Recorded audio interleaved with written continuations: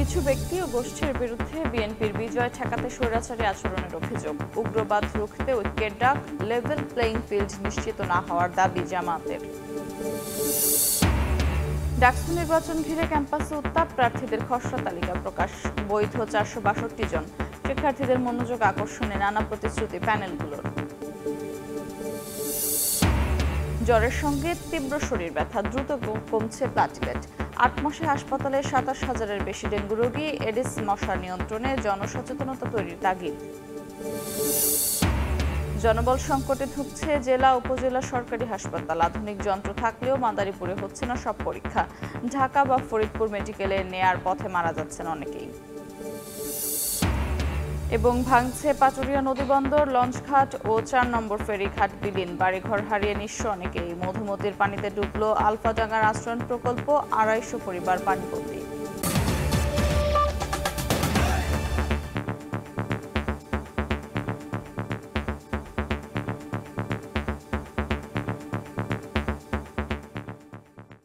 ভোরের সময় সঙ্গে আছে আমি আফরোজা মৌটুসী।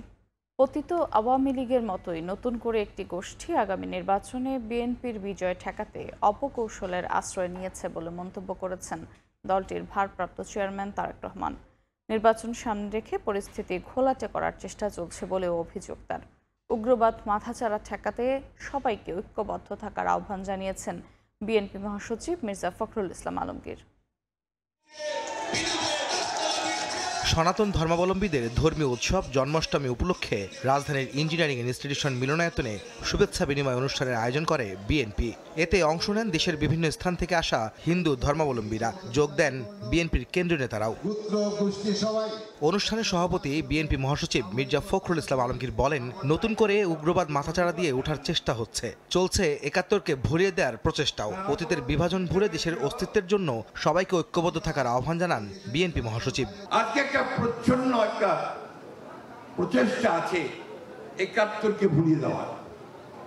এটার বিরুদ্ধে কিন্তু আমাদেরকে সমস্ত বাংলাদেশের নাগরিককে তাদেরকে ঐক্যবদ্ধ হতে হবে। আজকে একটা নতুন করে কথা উঠছে, ষড়যন্ত্র চলছে, এক ধরনের উগ্রবাদ মাথা চাড়া দিয়ে উঠছে। এই উগ্রবাদকে মাথা চাড়া দিয়ে উঠতে দেওয়া যাবে না বন্ধুগণ। এখানে আপনাদের সকলকে বিভক্তি বিভাজনের রাজনীতি কেউ করবেন না। অতীতে যা হয়েছে হয়েছে। এখন বাংলাদেশের অস্তিত্বের জন্য আমাদেরকে সবাইকে ঐক্যবদ্ধ হয়ে কাজ করতে হবে।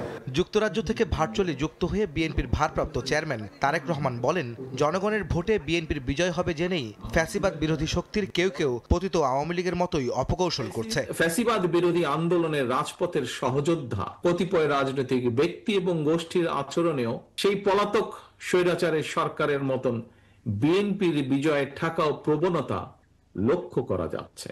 রাজনীতিকে রাজনীতি দিয়েই মোকাবেলা করুন। জনগণের শক্তির উপরে আস্থা এবং বিশ্বাস রাখুন। বাংলাদেশের বাস্তবতায় পিআর পদ্ধতিতে নির্বাচন সম্ভব নয় সাফ জানিয়ে তারেক রহমান বলেন, নির্বাচনকে সামনে রেখে পরিস্থিতি ঘোলাটে করার চেষ্টা চলছে।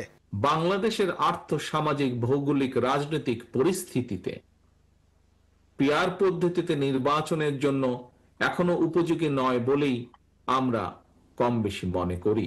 যারা আসন্ন নির্বাচনকে সামনে রেখে পরিস্থিতি ঘোলাটে করার অপচেষ্টা করছেন, এর মাধ্যমে আপনারা হয়তো নিজেদের অজান্তেই গণতন্ত্রের উত্তরণের পথকে বাধাগ্রস্ত করে তুলছেন। একই সাথে পতিত পরাজিত পলাতক স্বৈরাচার পুনর্বাসনের পথও হয়তোবা সুগম হচ্ছে। আগামী নির্বাচনে সনাতন ধর্মাবলম্বীদের বিএনপির প্রতি সমর্থন প্রত্যাশা করেন দলটির ভারপ্রাপ্ত চেয়ারম্যান তারেক রহমান। আহমেদ সালেহীন, সময় সংবাদ, ঢাকা। বিএনপির ৩১ দফায় যারা আস্থা রাখবে তাদের সঙ্গে জোট করতে প্রস্তুত দলটি। যুগপৎ আন্দোলনের শরিকদের পাশাপাশি অন্যদের সঙ্গেও জোট গঠনের ইঙ্গিত দিলেন শীর্ষ নেতারা।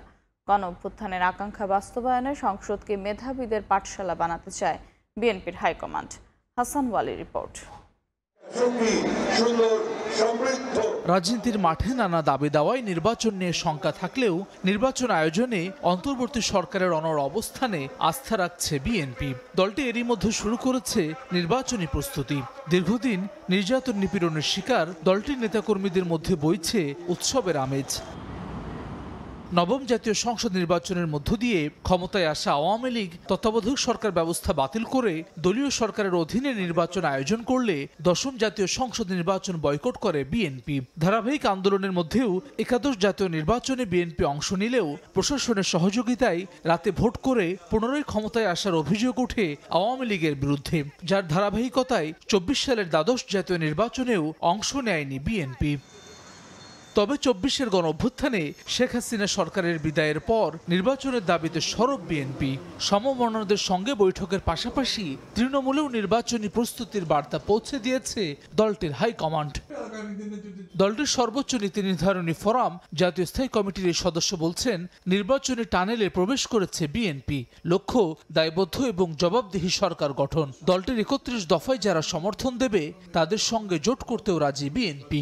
নির্বাচনের টানেলে ঢুকে গেছে, তো এই স্বাভাবিকভাবে এখন তো সবাই নির্বাচনমুখী হবেই, এবং যেটা মানুষের প্রত্যাশা ছিল তারা তাদের নির্বাচিত প্রতিনিধির মাধ্যমে একটা দায়বদ্ধ জবাবদিহি সরকার থাকবে। যুগপৎ আন্দোলনে যারা অংশগ্রহণ করেছে, ফ্যাসিস্ট বিরোধী স্বৈরাচার বিরোধী আন্দোলনে, তাদেরকে নিয়ে আমাদের আগামী দিনে 31 দফা যাদেরকে নিয়ে আমরা দিয়েছি, এবং এর সাথে যারা সমর্থন দেবে তাদেরকে আমরা স্বাগত জানাবো, অসুবিধা কিছু তো নাই। দলটির স্থায়ী কমিটির আরেক সদস্য সালাউদ্দিন আহমদ বলছেন, গণঅভ্যুত্থানের আকাঙ্ক্ষা বাস্তবায়নে সংসদকে মেধাবীদের পাঠশালা বানাতে চায় বিএনপি। এক্ষেত্রে যুগপৎ আন্দোলনের শরিক ছাড়াও অন্যদের সঙ্গে হতে পারে জোট। ছাত্র গণঅভ্যুত্থানের যে প্রত্যাশা, শহীদের যে আকাঙ্ক্ষা ছিল, সেটাকে বাস্তবায়ন করতে হবে। প্রায়োরিটি হচ্ছে যে আগামী জাতীয় সংসদ অবশ্যই মেধাবীদের পাঠশালা হতে হবে। কারো কারো সাথে হয়তো আমাদের নির্বাচনে জোট হতেও পারে, তবে যুগপৎ আন্দোলনের শরিকদের সাথে আমরা নির্বাচন একসাথে করব, সেটা সিদ্ধান্ত আছে। ফেব্রুয়ারির প্রথমার্ধে নির্বাচন আয়োজনের ঘোষণা দিয়েছেন প্রধান উপদেষ্টা ডক্টর মোহাম্মদ ইউনূস। সে অনুযায়ী সার্বিক প্রস্তুতিও শুরু করেছে নির্বাচন কমিশন। হাসান ওয়ালি, সময় সংবাদ, ঢাকা। জামাতের শর্ত ও দাবি সরকার মেনে নিলেই কেবল তারা নির্বাচনে যাবে বলে মন্তব্য করেছেন দলটির সহকারী সেক্রেটারি জেনারেল হামিদুর রহমান আজাদ। বৃহস্পতিবার নির্বাচন ভবনে সিইসির সঙ্গে সাক্ষাৎ শেষে তিনি সাংবাদিকদের কথা বলেন। এদিকে সুষ্ঠু এবং গ্রহণযোগ্য নির্বাচন অনুষ্ঠানে সবার সহযোগিতা চেয়েছেন প্রধান নির্বাচন কমিশনার AMM নাসির উদ্দিন। ফেব্রুয়ারির প্রথমার্ধে জাতীয় সংসদ নির্বাচন সরকারের এমন ঘোষণার পর থেকে ইসির পাশাপাশি রাজনৈতিক দলগুলোও তৎপরতা শুরু করেছে।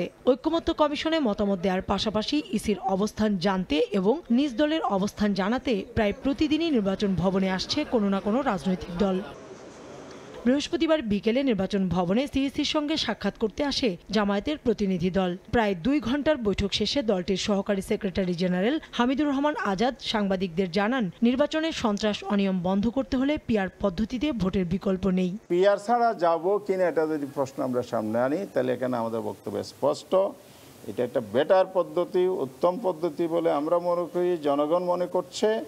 জনগণ চাইলে অবশ্যই সরকারকে এটা মানতে হবে। এই জন্য আমরা ইলেকশনে যাব না এই প্রশ্নটা এখনো ম্যাচিউর টাইম আসে নাই, সময় এটা কথা বলবে। ফেব্রুয়ারিতে নির্বাচন হলে জামায়াতের কোনো সমস্যা নেই উল্লেখ করে তিনি বলেন, এখনো লেভেল প্লেইং ফিল্ড নিশ্চিত হয়নি। গভর্নমেন্ট যদি মনে করে যে আমরা প্রস্তুতি নিয়েছি, প্রস্তুত হয়েছি, তাহলে ইলেকশন যদি ফেব্রুয়ারি না, আপনি ডিসেম্বরে করলে আমাদের আপত্তি নেই, কিন্তু আমরা রেডি আছি। কিন্তু নির্বাচনের জন্য যে শর্ত এবং দাবিগুলো আমরা দিয়েছি, এগুলো এনশিওর করে নির্বাচনে যেতে হবে। এদিকে সুষ্ঠু নির্বাচন আয়োজনে সবার সহযোগিতা চেয়েছেন প্রধান নির্বাচন কমিশনার AMM নাসির উদ্দিন। ইসির অফিসিয়াল ইউটিউব চ্যানেল উদ্বোধন করে এই আহ্বান জানান তিনি। অবাধ এবং সুষ্ঠু নির্বাচনের জন্য, গ্রহণযোগ্য নির্বাচনের জন্য নির্বাচন ব্যবস্থার প্রতি আস্থা এবং নির্বাচন ব্যবস্থার স্বচ্ছতা অত্যন্ত গুরুত্বপূর্ণ। বানোয়াট তথ্য নিয়ে ভিডিও, অপতথ্য নিয়ে ভিডিও, এগুলা সামাজিক যোগাযোগ মাধ্যমে ছড়িয়ে দেয়া হচ্ছে। আমার আবেদন থাকবে, যে কোনো তথ্য বিশ্বাস করার আগে আপনারা দয়া করে যাচাই করে নেবেন। এদিকে আসন্ন নির্বাচনে ব্যবহার উপযোগী স্বচ্ছ ব্যালট বাক্সের হিসাব আগামী 7 দিনের মধ্যে পাঠাতে আঞ্চলিক নির্বাচন কর্মকর্তাদের নির্দেশ দিয়েছে ইসি। কাউসারা চৌধুরী কুমু, সময় সংবাদ, ঢাকা। আগামী বছরের ফেব্রুয়ারিতে জাতীয় নির্বাচন অনুষ্ঠিত হবে বলে জানিয়েছেন অন্তর্বর্তী সরকারের প্রধান উপদেষ্টা ডক্টর মোহাম্মদ ইউনূস। নির্বাচনের পর নতুন গঠিত সরকারের কোনো পদে থাকবেন না বলেও নিশ্চিত করেন তিনি। যুক্তরাষ্ট্রের ইটাহ ভিত্তিক সংবাদ মাধ্যমে লেখা এক নিবন্ধে ডক্টর ইউনূস উল্লেখ করেন, তার সরকারের লক্ষ্য একটি অবাধ, সুষ্ঠু ও শান্তিপূর্ণ নির্বাচন আয়োজন করা। তিনি আরও জানান, বিদেশে থাকা নাগরিক সহ সব বৈধ ভোটারদের ভোটাধিকার নিশ্চিত করাই বড় চ্যালেঞ্জ। অতীতের স্বৈরশাসন ও দুর্নীতির অবসান, আত্মসাৎ হওয়া অর্থ উদ্ধারের উদ্যোগ, অর্থনীতি ও প্রশাসন পুনর্গঠন এবং আন্তর্জাতিক সহযোগিতা জোরদারের বিষয়ে অন্তর্বর্তী সরকার কাজ করছে বলে জানান প্রধান উপদেষ্টা।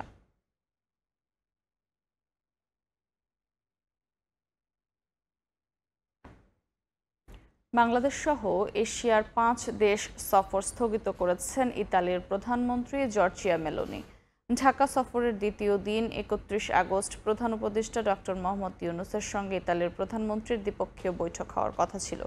বাংলাদেশ সফর শেষে সিঙ্গাপুর, ভিয়েতনাম, দক্ষিণ কোরিয়া ও জাপান সফরের সূচি ছিল জর্জিয়া মেলোনির। বাংলাদেশের পররাষ্ট্র মন্ত্রণালয় বলছে, যুক্তরাষ্ট্রের উদ্যোগে ইউক্রেন যুদ্ধ নিয়ে চলমান আলোচনায় গুরুত্বপূর্ণ অংশী হন ইতালির প্রধানমন্ত্রী। সেই ব্যস্ততার কারণে তার এশিয়া সফর স্থগিত করা হয়েছে। স্থগিত এই সফর সুবিধাজনক সময়ে পুনর্নির্ধারণে রোমের সঙ্গে আলোচনা অব্যাহত থাকবে।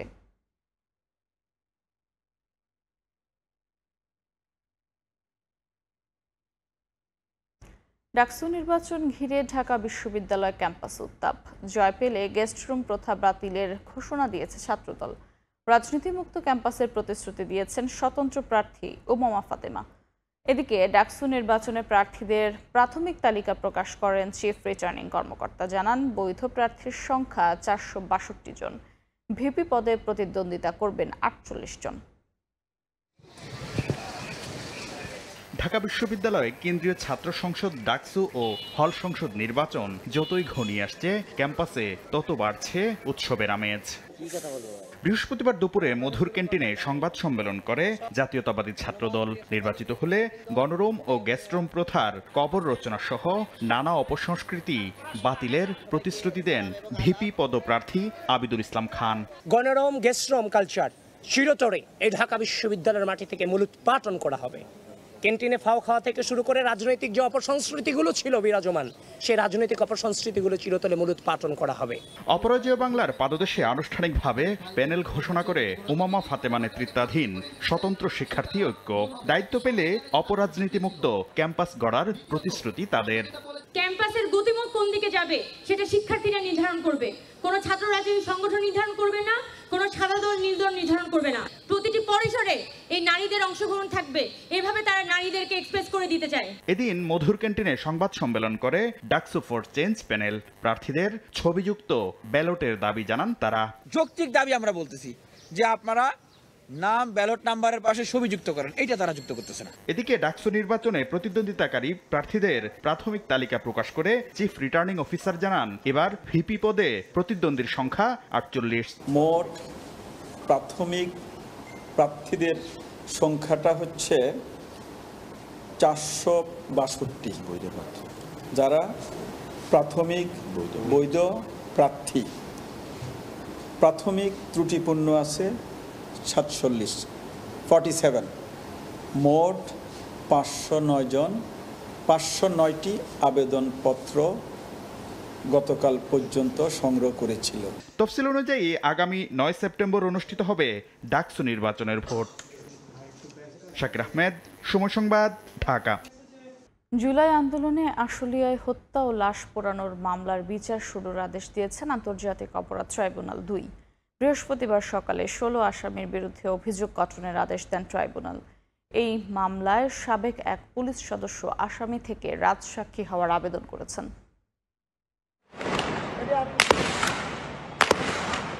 2024 সালের 5 আগস্ট দুপুরের ঘটনা। আশুলিয়া থানার সামনে পুলিশের গুলিতে নিহত হন 5 জন। গুলিবিদ্ধ একজন তখনও ছিলেন জীবিত। অপরাধ আড়াল করতে একটি ভ্যানে একে একে তোলা হয় 5 জনের লাশ ও জীবিত একজনকে। ছিটানো হয় কয়েক বোতল পেট্রোল, তারপর ধরিয়ে দেয়া হয় আগুন। এমন বর্বরতার 1 মিনিট 14 সেকেন্ডের একটি ভিডিও ভাইরাল হয় সামাজিক যোগাযোগ মাধ্যমে।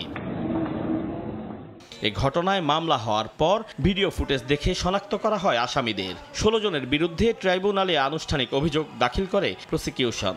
তাদের বিরুদ্ধে 4 আগস্ট একজনকে গুলি করে হত্যারও অভিযোগ আনা হয়।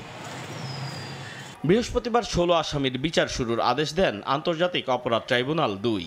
মামলায় গ্রেফতার বরখাস্তকৃত পুলিশ পরিদর্শক শেখ আফজালুল হক মৌখিকভাবে আবেদন করেন রাজসাক্ষী হওয়ার। উনি মৌখিকভাবে বলেছেন যে উনি মামলার ব্যাপারে তথ্য দিতে চান।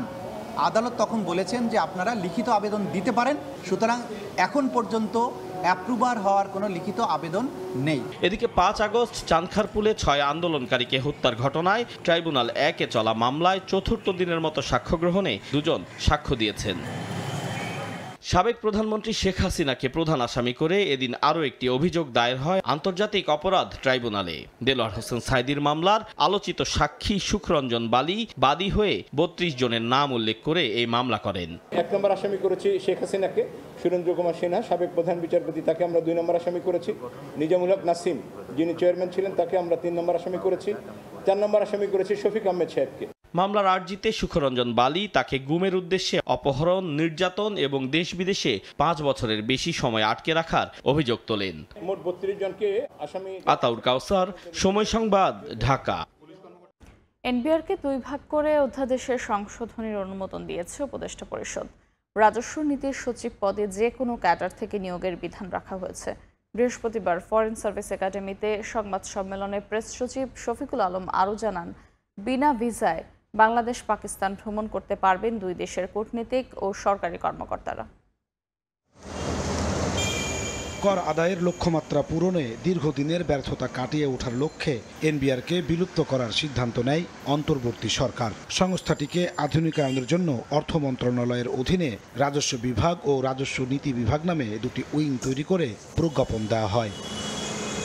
এতে বাগড়া দেন রাজস্ব বিভাগের কর্মচারী কর্মকর্তারা। সিদ্ধান্ত বাতিলের দাবি জানিয়ে কর্মবিরতি সহ আন্দোলনে নামেন তারা। পরে সরকারের কঠোর সিদ্ধান্তে আন্দোলনে ইতি টানতে হয়। 2.5 মাস পর এনবিআরকে 2 ভাগ করে জারি করা অধ্যাদেশের সংশোধনীর অনুমোদন দিল অন্তর্বর্তী সরকারের উপদেষ্টা পরিষদ। বৃহস্পতিবার প্রধান উপদেষ্টা ডক্টর মোহাম্মদ ইউনূসের সভাপতিত্বে ওই বৈঠকের বিস্তারিত জানাতে ফরেন সার্ভিস একাডেমিতে হাজির হন প্রেস সচিব শফিকুল আলম। রাজস্ব নীতি বিভাগে যে কোনো বিষয়ের ক্যাডার থেকে নিয়োগের বিধান রাখার কথা জানান তিনি। এখন থেকে এই যে 2টা যে উইং করা হলো এনবিআর এর, এই 2 ইউনিয়নের যারা প্রধান হবেন তাদেরকে নেওয়া হবে হচ্ছে যোগ্যতা, অভিজ্ঞতা এবং ন্যায্যতার ভিত্তিতে, এবং তাদের কম্পিটেন্স বিচার করে যে কোনো ক্যাডার থেকে নেওয়া হবে। সংবাদ সম্মেলনে জানানো হয়, উপদেষ্টা পরিষদ 10টি সংস্কার কমিশনের 327টি প্রস্তাব বাস্তবায়নের সিদ্ধান্ত নিয়েছে। 10টা কমিশনের 367টা রিফর্ম আশুকরণীয় হিসাবে নেওয়া হয়েছে এবং সেটা বাস্তবায়ন হচ্ছে। কিছু কিছু তো বাস্তবায়ন হয়ে গেছে, আর মেজরিটি অংশই বাস্তবায়িত হচ্ছে। শফিকুল আলম জানান, পাকিস্তান সরকারের সঙ্গে ভিসা অব্যাহতি চুক্তি হয়েছে, যার আওতায় 2 দেশের কূটনীতিক ও সরকারি কর্মকর্তারা বিনা ভিসায় দেশ দুটি সফর করতে পারবেন। নাজমুস সালেহী, সময় সংবাদ, ঢাকা। অ্যালটেক অ্যালুমিনিয়াম, গড়ে উঠছে আগামী শহর। সিলেটে পাথর লুটের সঙ্গে জড়িত রাজনীতিবিদ, প্রশাসন সহ অন্তত 42 জনকে শনাক্ত করেছে দুদক। সংস্থাটির মহাপরিচালক জানান, প্রাথমিকভাবে দুর্নীতির প্রমাণ মেলায় অনুসন্ধানের জন্য কমিশনে সুপারিশ করা হয়েছে। এছাড়া 615 কোটি টাকা আত্মসাতের অভিযোগে নাসা গ্রুপের চেয়ারম্যান নজরুল ইসলাম মজুমদার সহ 30 জনের বিরুদ্ধে মামলা করেছে সংস্থাটি। সম্প্রতি সিলেটে পাথর লুটের ঘটনায় অভিযান চালিয়ে আলোচনায় সমালোচনায় পড়ে দুদক। তবে অভিযানের পর একে একে বেরিয়ে আসছে থলের বিড়াল। প্রতিবেদনে দুদক বলছে, পাথর লুটের সঙ্গে 42 রাজনীতিবিদ ও প্রভাবশালীর সংশ্লিষ্টতা রয়েছে। তালিকায় আছেন বিএনপি, জামাত, এনসিপি ও আওয়ামী লীগের নেতাকর্মীরা। এছাড়া স্থানীয় প্রশাসন, পুলিশ ও বিজিবির নিষ্ক্রিয়তা ও সহযোগিতাও ছিল। মহাপরিচালক জানান, তাদের বিরুদ্ধে অনুসন্ধান করতে কমিশনে সুপারিশ করেছে অভিযানকারী দল। সাদা পাথর লুটের ঘটনার সত্যতা পাওয়া গেছে এবং যারা যারা এর সাথে সম্পৃক্ত আছেন তাদের বিষয়ে প্রকাশ্য অনুসন্ধানের সুপারিশ করেই প্রতিবেদন দাখিল করা হয়েছে। এই বিষয়ে কমিশন কর্তৃক যে সিদ্ধান্ত গৃহীত হবে সেটা শীঘ্রই আপনাদেরকে অবহিত করা হবে। এদিন ঋণের নামে এক্সিম ব্যাংক থেকে 615 কোটি টাকা আত্মসাতের অভিযোগে নাসা গ্রুপের চেয়ারম্যান নজরুল ইসলাম মজুমদার সহ 30 জনের বিরুদ্ধে মামলা করেছে দুদক। নাম সর্বস্ব প্রতিষ্ঠান ফ্লামিঙ্গো এন্টারপ্রাইজের নামীয় 615 কোটি টাকারও বেশি ঋণ প্রদান করে উক্ত অর্থ বিভিন্ন হিসাবে স্থানান্তরপূর্বক আত্মসাৎ এবং উক্ত আত্মসাৎকৃত অর্থ স্থানান্তর, রূপান্তর এবং হস্তান্তর করার অপরাধ অনুসন্ধানকালে প্রমাণিত হয়েছে। আর ধামসুর ইকোনমিক জোন লিমিটেডের নথি গায়েব করে 146 কোটি টাকার করফাকির অভিযোগে ঢাকা কর অঞ্চল 5-এর কমিশনার আবু সাইদ মোহাম্মদ মুস্তাক সহ 3 কর্মকর্তার বিরুদ্ধে মামলার অনুমোদন দিয়েছে কমিশন। তাসলিম তৌহিদ, সময় সংবাদ, ঢাকা। সিলেটের জেলা প্রশাসক পদে যোগ দিয়ে সাদা পাথর পর্যটন কেন্দ্র পরিদর্শন করেন সরওয়ার আলম। বলেন, এখন থেকে পাথর সরানোর চেষ্টা যে করবে তার জীবন ছালাপালা করে দেয়া হবে। সাদা পাথর থেকে ফেরার পথে 3টি ক্রাশার মিল থেকে অবৈধ পাথরের মজুদ জব্দ করেন নতুন জেলা প্রশাসক। এদিকে পাথর লুটপাটে জড়িত থাকার অভিযোগ অস্বীকার করেছে জামাত ও এনসিপি। সাদা পাথর পর্যটন কেন্দ্রের পাথর লুটপাটের ঘটনায় সারা দেশে আলোচনার মধ্যে সোমবার সিলেটের জেলা প্রশাসক পদে সরওয়ার আলমকে নিয়োগ দেয় জনপ্রশাসন মন্ত্রণালয়। বৃহস্পতিবার যোগদান করেই ছুটে যান সাদা পাথর পর্যটন কেন্দ্রে। ঘুরে দেখেন পর্যটন কেন্দ্রের করুণ চিত্র। জেলা প্রশাসক জানান, পাথর লুটপাটে জড়িতদের বিরুদ্ধে কঠোর ব্যবস্থা নেওয়া হবে। প্রিভেনশন ইজ বেটার দেন কিউর বলে একটা কথা আছে।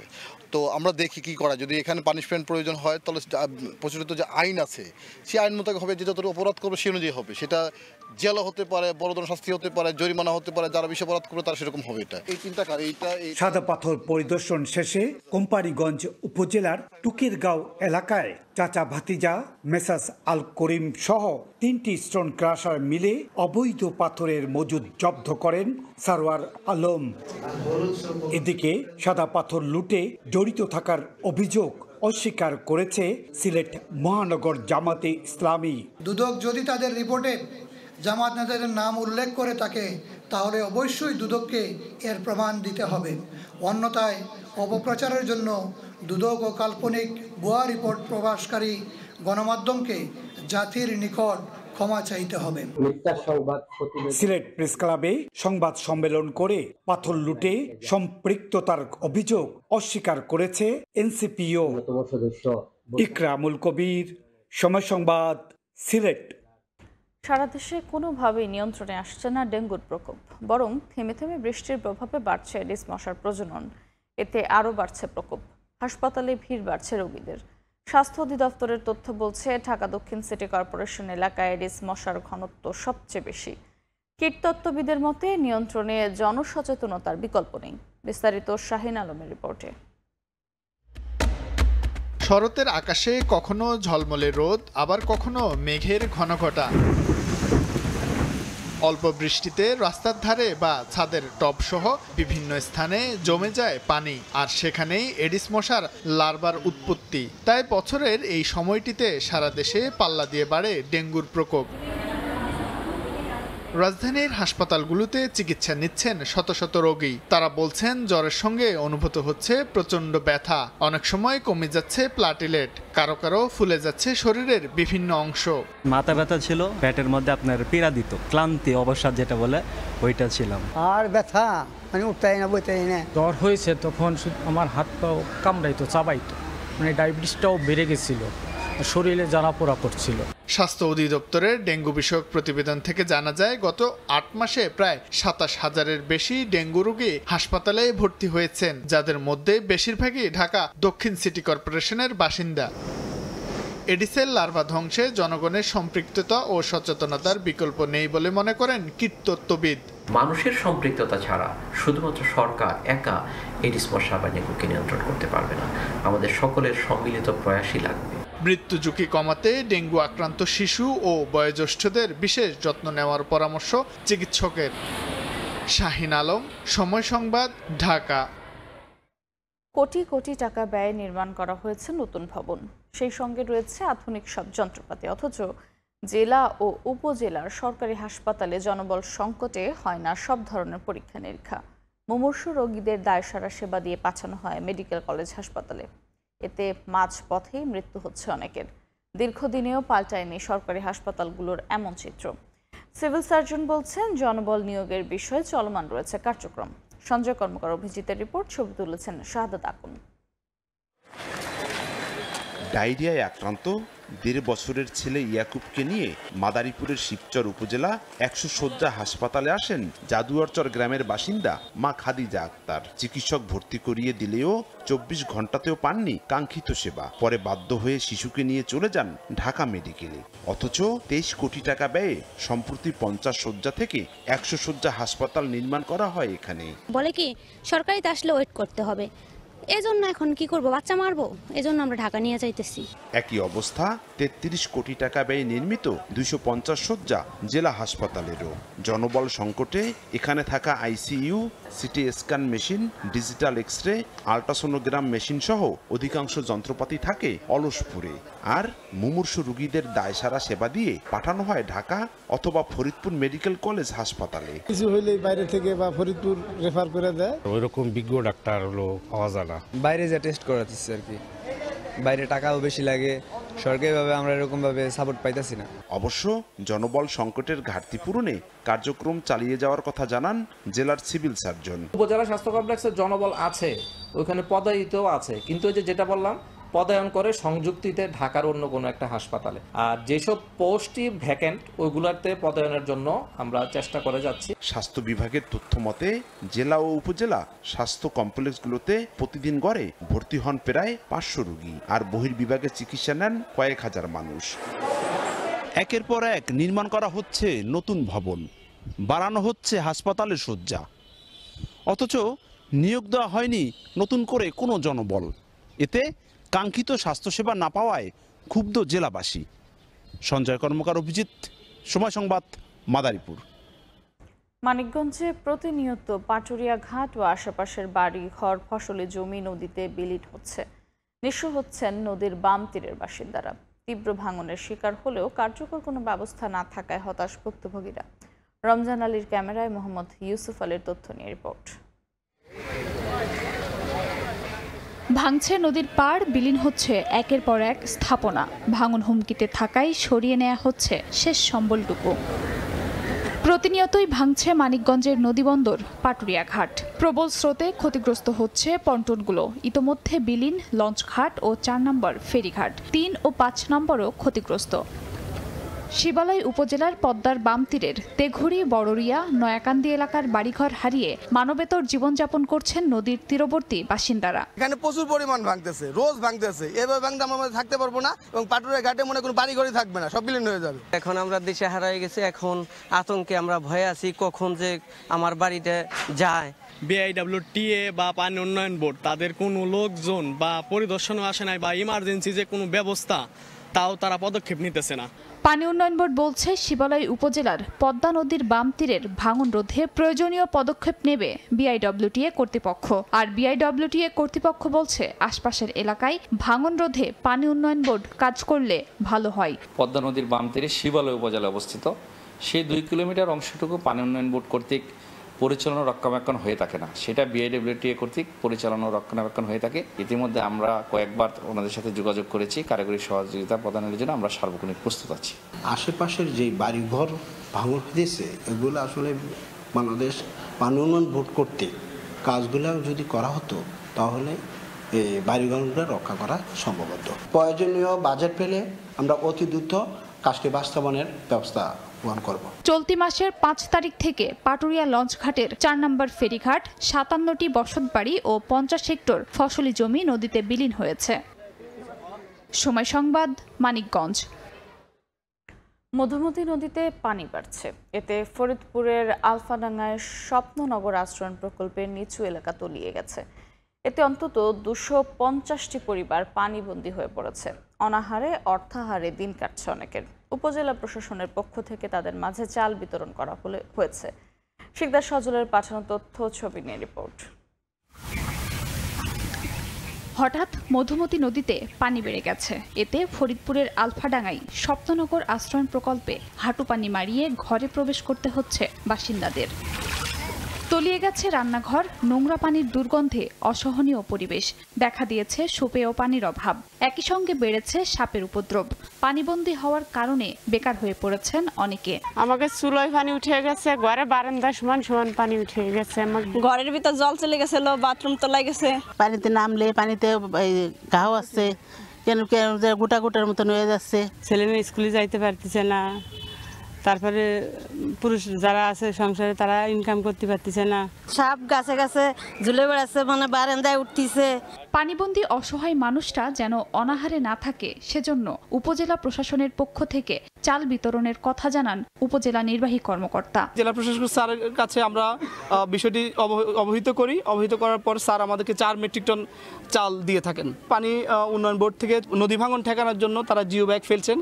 একই সাথে দীর্ঘকালীন যে পদক্ষেপ, তারা সেখানে স্থায়ী বাঁধ নির্মাণ করার জন্য তারা প্রকল্প হাতে নিয়েছেন বলে আমাদেরকে অবহিত করেছে। নদ নদীর পানি বৃদ্ধি পাওয়ায় আশ্রয়ণ প্রকল্পের 250টি পরিবার সহ জেলার নিম্নাঞ্চলের প্রায় 5000 পরিবার পানিবন্দী। সময় সংবাদ, ফরিদপুর। রাজধানীর সঙ্গে মুন্সিগঞ্জের সহজ যোগাযোগে মুক্তারপুর পঞ্চবটি সড়ক আধুনিকায়নে দ্বিতল সড়ক এখন স্বপ্ন নয়, বাস্তব।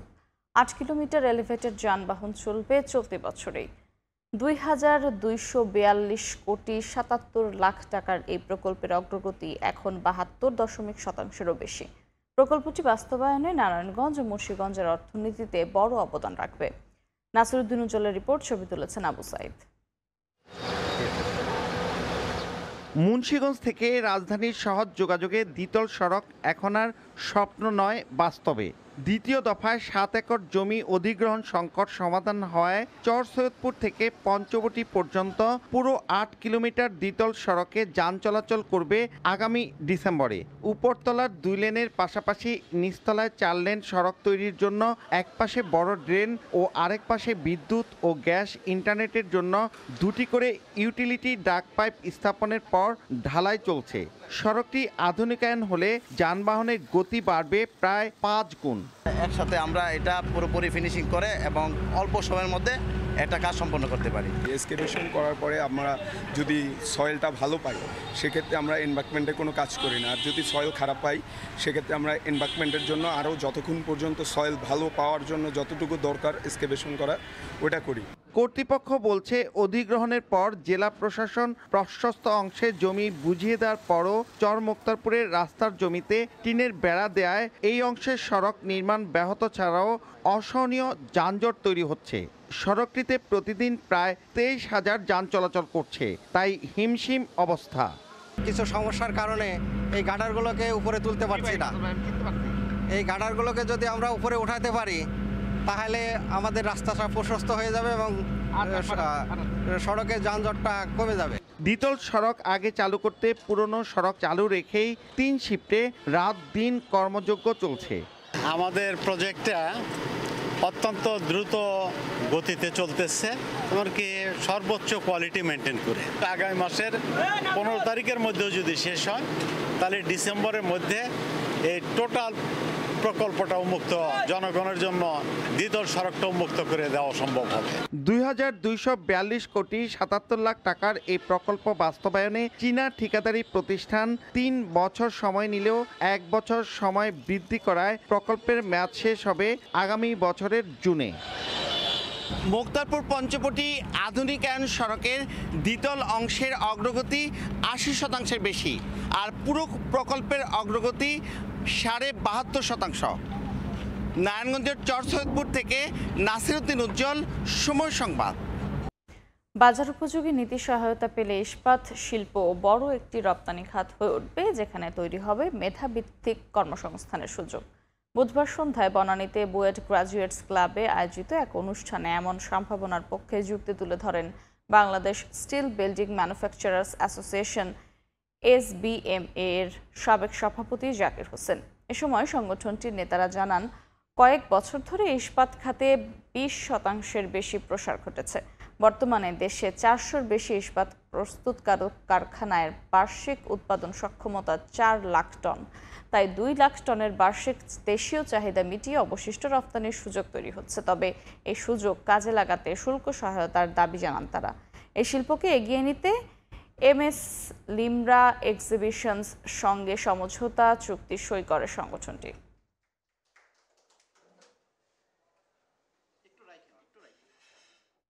কক্সবাজারের চিংড়ি চাষিদের নতুন করে আশার আলো দেখাচ্ছে চকরিয়া রামপুরা চিংড়ি এস্টেট। সাস্টেইনেবল কোস্টাল এবং মেরিন প্রকল্পের আওতায় ৭,০০০ একর চিংড়ি স্টেটের উন্নয়ন প্রকল্পের কাজ প্রায় শেষ পর্যায়ে। মৎস্য অধিদপ্তর বলছে অবকাঠামো উন্নয়নের ফলে এই স্টেট থেকে চিংড়ি চাষ বাড়বে প্রায় ৩ গুণ। আর চিংড়ি সিটি প্রকল্পের কাজ শেষ হলে চিংড়ি শিল্পের নতুন যুগের সূচনা করবে বাংলাদেশ।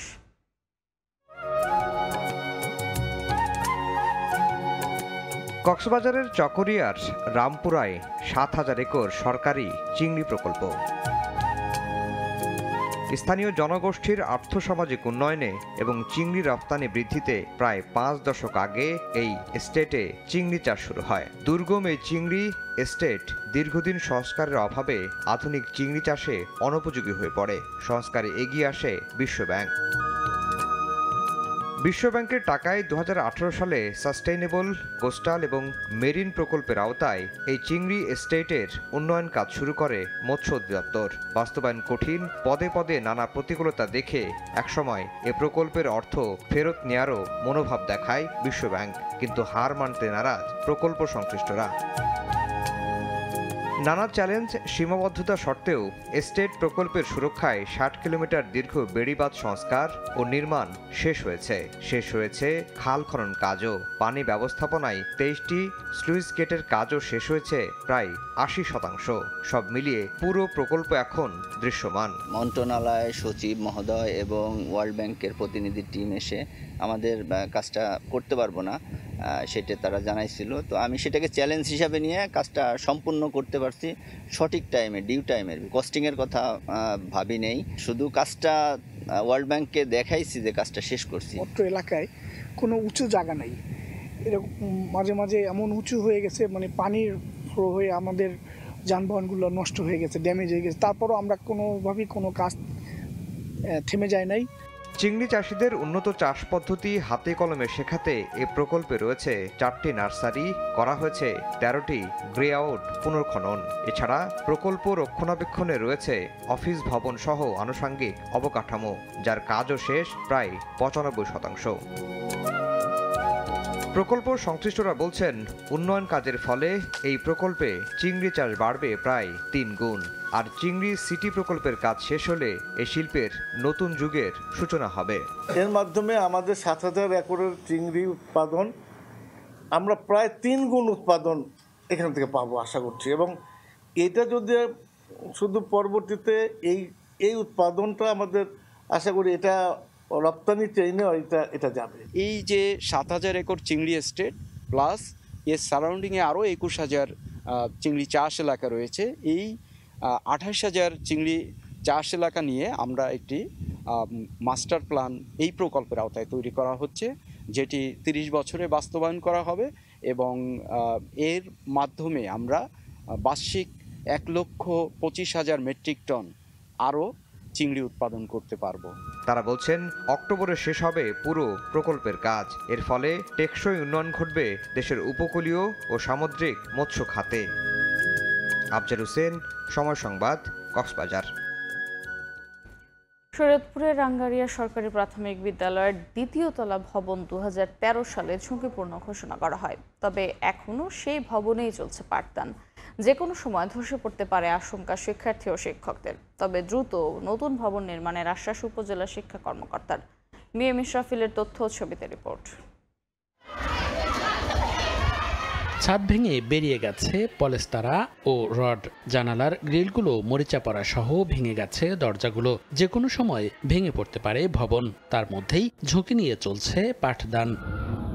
চলতি বছরের জানুয়ারি মাসে হঠাৎই শরীয়তপুর আঙ্গারিয়া সরকারি প্রাথমিক বিদ্যালয়ের ভবনের দ্বিতীয় তলার ভীমের বেশ কিছু অংশ ভেঙে পড়ে ক্লাসরুমে। তবে ছুটি হওয়ায় শিক্ষার্থী না থাকায় সেদিন কোনো দুর্ঘটনা ঘটেনি। ২০১৩ সালে ঝুঁকিপূর্ণ ঘোষণা করা হয় দোতলা ভবনটি। তবুও বিকল্প কোনো ব্যবস্থা না থাকায় নিচতলায় ক্লাস নেওয়া হচ্ছে। এমন পরিস্থিতিতে দুশ্চিন্তায় শিক্ষক, শিক্ষার্থী ও অভিভাবকরা। আমরা ক্লাস করতে অনেক ভয় পাই, কখন জানি বিল্ডিংটা ভেঙে পড়ে। এই ঝুঁকিপূর্ণ অবস্থায় কখন কি হয়ে যায় আমরা সবসময় ভয় থাকি। টিন সেট কোনো ব্যবস্থা করুক, মাঠে করুক, তাও আমরা মানতে রাজি, কিন্তু আমরা নিরাপদ ব্যবস্থা চাই বাচ্চাদের জন্য। একটা ভবন এসেছিল, সয়েল টেস্ট হয়েছে, বিদ্যালয়ের মাঠে সয়েল টেস্ট করেছে সারাদিন ব্যাপী, এবং সেই ভবনের ডিজাইনেও আমরা সই করে এসেছি, কিন্তু কি অজ্ঞাত কারণে বা কি কারণে সেই ভবনের দেখা আজও পাই নাই, আমার বোধগম্য নয়। তবে নতুন ভবন নির্মাণের আশ্বাস উপজেলা নির্বাহী কর্মকর্তা ও উপজেলা প্রকৌশলীর। উপজেলা শিক্ষা কমিটির একটা রেজুলেশন সহ আমরা জরুরি ভবন নির্মাণের জন্য আমরা প্রাথমিক শিক্ষা অধিদপ্তরে অতি শীঘ্রই এর প্রস্তাবনা পাঠাবো। ইমার্জেন্সি ফান্ডের টাকা আসলে আমরা টিন শেড ঘর করে পুরান পরিত্যক্ত বা ঝুঁকিপূর্ণ ভবনটা আমরা টোটালি বন্ধ করে দেব। আর নতুন ভবনের জন্য অলরেডি আমরা বরাদ্দ চাইছি। বিদ্যালয়টিতে 254 জন শিক্ষার্থী ও 6 জন শিক্ষক রয়েছেন। সময় সংবাদ, শরীয়তপুর। নানা জটিলতায় থমকে আছে নরসিংদীর প্রত্নস্থান ওয়ারী বটেশ্বর গঙ্গারদ্ধি জাদুঘরের নির্মাণ কাজ। 6 দফা মেয়াদ বৃদ্ধির পরও 2 বছরের কাজ শেষ হয়নি দীর্ঘ 6 বছরেও। এতে বিমুখ হয়ে ফিরছেন ঘুরতে আসা দর্শনার্থী, গবেষক ও জ্ঞান পিপাসুরা। মাহমুদুল হাসান মাহফুজের ছবিতে আশিকুর রহমান পিয়ালের পাঠানো রিপোর্ট।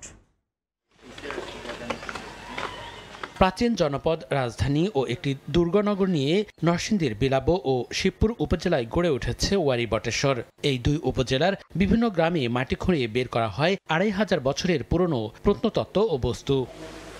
2000 সালে ঐতিহ্য অন্বেষণ নামের একটি গবেষণা প্রতিষ্ঠান শুরু করে প্রত্নতাত্ত্বিক খননের কাজ। পাওয়া যায় প্রাচীন রৌপ্য মুদ্রা, বাটখারা সহ অসংখ্য পুঁথি এবং নানাবিধ প্রত্নতত্ত্ব বস্তু।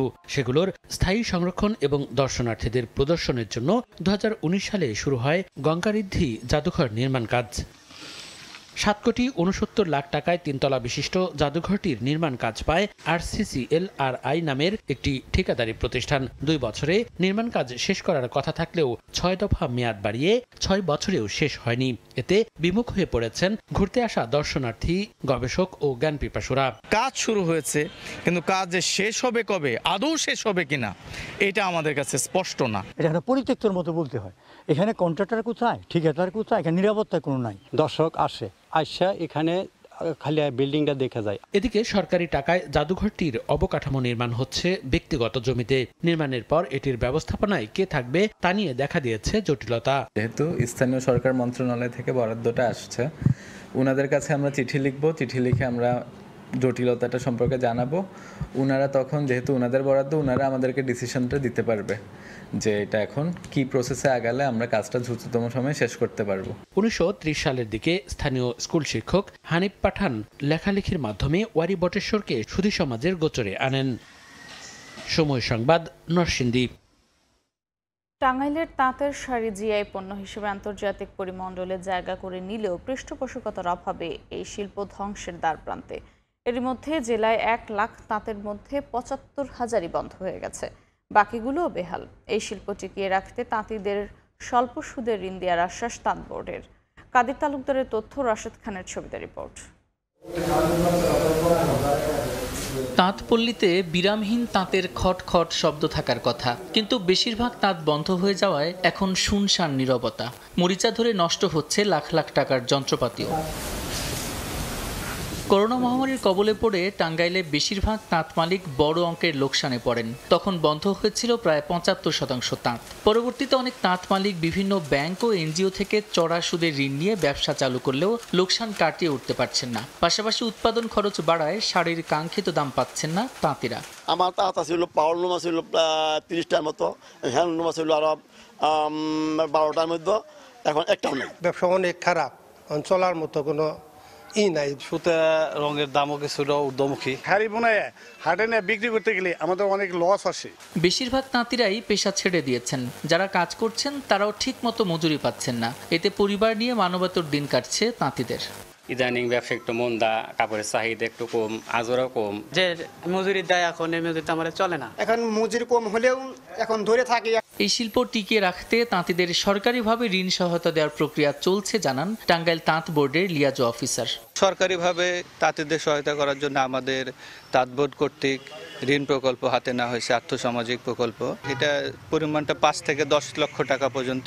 বর্তমানে জেলায় পূর্ণাঙ্গভাবে চলছে 15,000-এর কম তাঁত। সময় সংবাদ, টাঙ্গাইল। মৌসুমী বায়ুর প্রভাবে সকাল থেকে আগামী 72 ঘন্টায় দেশের 6 বিভাগে ভারী থেকে অতি ভারী বৃষ্টি হতে পারে বলে জানিয়েছে আবহাওয়া অধিদপ্তর। 6 বিভাগের নদী সংলগ্ন নিম্নাঞ্চল সাময়িকভাবে প্লাবিত হওয়ার পাশাপাশি পাহাড়ি এলাকার কোথাও কোথাও ভূমিধস হতে পারে বলে জানানো হয়। বন্যা পূর্বাভাস ও সতর্কীকরণ কেন্দ্র বলছে, নদী সংলগ্ন নিম্নাঞ্চল প্লাবিত হওয়ার ঝুঁকি থাকলেও বড় ধরনের বন্যার শঙ্কা নেই। বিস্তারিত আবু সাইদ নিশানের রিপোর্টে। সম্প্রতি চট্টগ্রাম, বান্দরবান, খাগড়াছড়ি ও রাঙামাটিতে ঘটে পাহাড় ধস। বর্ষা এলেই এসব এলাকায় পাহাড় ধসের ঘটনা যেন স্বাভাবিক হয়ে দাঁড়িয়েছে। শুক্রবার থেকে পরবর্তী 72 ঘন্টায় মৌসুমী বায়ুর প্রভাবে ঢাকা, খুলনা, বরিশাল, চট্টগ্রাম, সিলেট ও রংপুর বিভাগে ভারী থেকে অতি ভারী বৃষ্টিসহ চট্টগ্রামের পাহাড়ি এলাকায় ভূমিধসের শঙ্কার কথা জানায় আবহাওয়া অফিস। এছাড়া নীলফামারী, লালমনিরহাট, ফেনী, চট্টগ্রাম, বান্দরবান, কক্সবাজার, নোয়াখালী, লক্ষ্মীপুর, সিলেট, সুনামগঞ্জ, মৌলভীবাজার ও হবিগঞ্জ জেলার নদী সংলগ্ন নিম্নাঞ্চল সাময়িকভাবে প্লাবিত হওয়ার শঙ্কার কথাও জানানো হয়। মৌসুমী বায়ু এটি সক্রিয় অবস্থায় থাকার জন্য খুলনা, বরিশাল ও চট্টগ্রাম বিভাগে ভারী থেকে অতি ভারী বর্ষণ হতে পারে। চট্টগ্রাম বিভাগের যেসব পাহাড়ি এলাকাগুলো রয়েছে সেসব পাহাড়ি এলাকায় কোথাও কোথাও ভূমিধসের সম্ভাবনা রয়েছে। বন্যা পূর্বাভাস ও সতর্কীকরণ কেন্দ্র বলছে, এসব এলাকার নিম্নাঞ্চল প্লাবিত হওয়ার ঝুঁকি থাকলেও দীর্ঘমেয়াদী বন্যার কোনো শঙ্কা নেই। সিলেট অঞ্চলে, উত্তরাঞ্চলে তিস্তা নদীতে এবং দক্ষিণ পূর্ব বাংলাদেশের দক্ষিণ পূর্ব পার্বত্য অঞ্চলে ফেনী, মুহুরী, ওই অঞ্চল নদীগুলো আগামী 72 ঘন্টায় বৃদ্ধি পেতে পারে এবং সতর্ক সীমা প্রভাবিত হতে পারে। ছোট ছোট নদ নদীতে পানির সমতল বেশ দ্রুত বৃদ্ধি পেতে পারে, তবে বড় নদী যেগুলো রয়েছে যেমন ব্রহ্মপুত্র, যমুনা, গঙ্গা, পদ্মা, সেগুলো বর্তমানে পানির সমতল হ্রাস পাচ্ছে, সেখানে এই মুহূর্তে বন্যার কোনো আশঙ্কা নেই। চট্টগ্রাম, কক্সবাজার, মংলা ও পায়রা সমুদ্র বন্দরকে বৃহস্পতিবার থেকে পরবর্তী নির্দেশ না দেওয়া পর্যন্ত 3 নম্বর স্থানীয় সতর্ক সংকেত দেখিয়ে যেতে বলেছে আবহাওয়া অধিদপ্তর। আবু সাইদ নিশান, সময় সংবাদ, ঢাকা। বাজার থেকে পাট বীজ কিনে বাম্পার ফলন ও ভালো বাজার দরে খুশি ভৈরবের পাট চাষিরা, কিন্তু সরকারি বিনামূল্যের পাট বীজ নিয়ে লোকসানে 2000 চাষি। তাই সরকারি সহায়তায় পাট চাষে আগ্রহ হারাচ্ছেন কৃষকরা। তবে ক্ষতিগ্রস্তদের সহায়তার আশ্বাস কৃষি বিভাগের। মোহাম্মদ ফজলুর রহমানের তথ্যচিত্র রিপোর্ট। সোনালী আসে সয়লাভ কৃষকের মাঠ। বাজার থেকে বীজ কিনে ভালো ফলন পেয়েছেন ভৈরবের পাট চাষিরা। সবুজ কেনাভ ও দেশীয় জাতের পাটের বাম্পার ফলন হয়েছে। বাজার দরও ভালো পেয়ে খুশি কৃষকরা।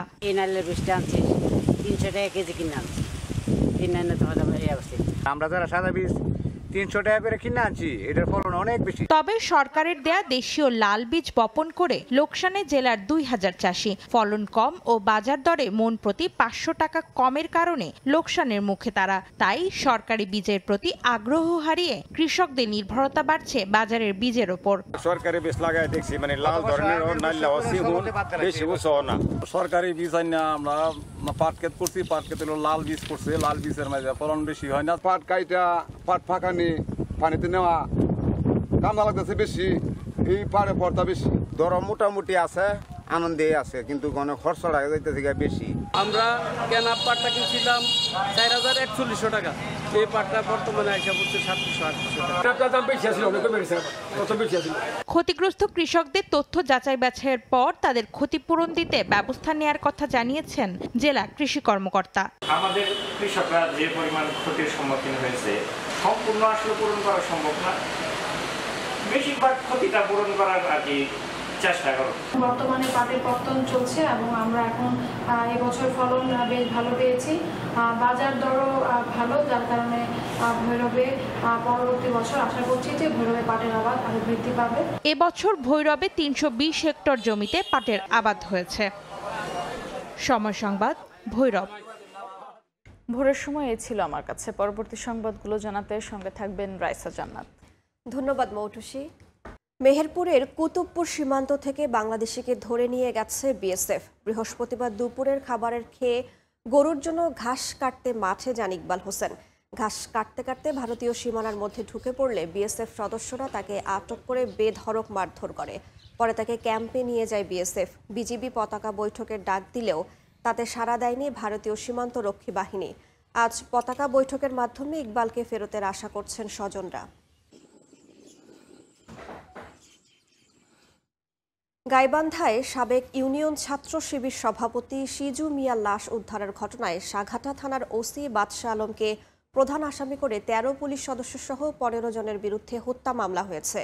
বৃহস্পতিবার বিকেলে সাঘাটা আমলি আদালতে বাদী হয়ে হত্যা মামলাটি করেন সিজু মিয়ার মা রিক্তা বেগম।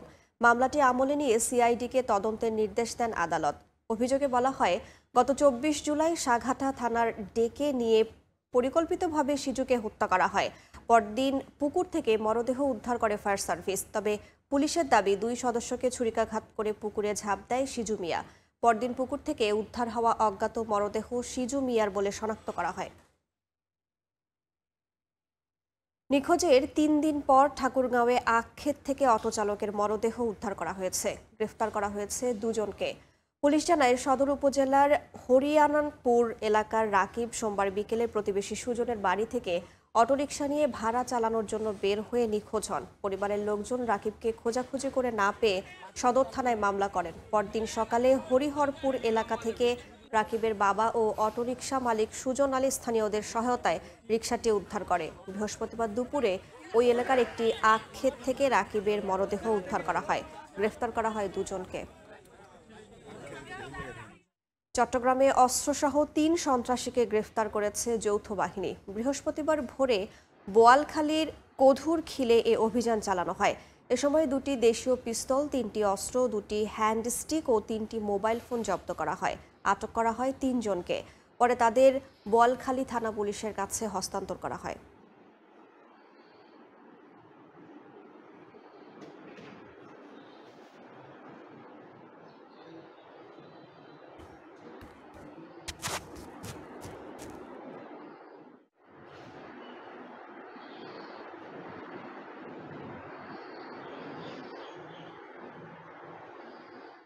কক্সবাজারের মহেশখালীতে বন্দুক গুলিসহ একজনকে আটক করেছে কোস্টগার্ড। বুধবার মধ্যরাতে মহেশখালীর ধলঘাটার পানির ছড়ায় একটি বাড়িতে অভিযান চালালে দৌড়ে পালানোর চেষ্টা করে ওই ব্যক্তি।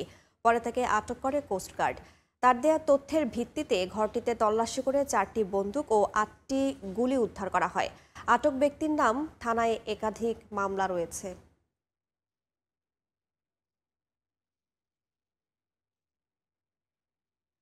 লক্ষ্মীপুরে ৫,৫০০ পিস ইয়াবাসহ ৩ মাদক ব্যবসায়ীকে আটক করা হয়েছে। টেকনাফ থেকে বিপুল পরিমাণ ইয়াবা ট্যাবলেট নিয়ে লক্ষ্মীপুর আসছে কয়েকজন। এমন সংবাদের ভিত্তিতে বৃহস্পতিবার ভোরে লক্ষ্মীপুরে অভিযান চালায় মাদকদ্রব্য নিয়ন্ত্রণ অধিদপ্তর। যাত্রীবাহী বাস থেকে নুরুল আফসার, আবদুল্লাহ ও আব্দুস শুকুর নামে ৩ জনকে আটক করা হয়। পরে এক্স-রে পরীক্ষার মাধ্যমে পায়ুপথ থেকে ৫,৫০০ পিস ইয়াবা উদ্ধার করা হয়। আটককৃতরা কক্সবাজার টেকনাফের নোয়াখালী পাড়ার বাসিন্দা।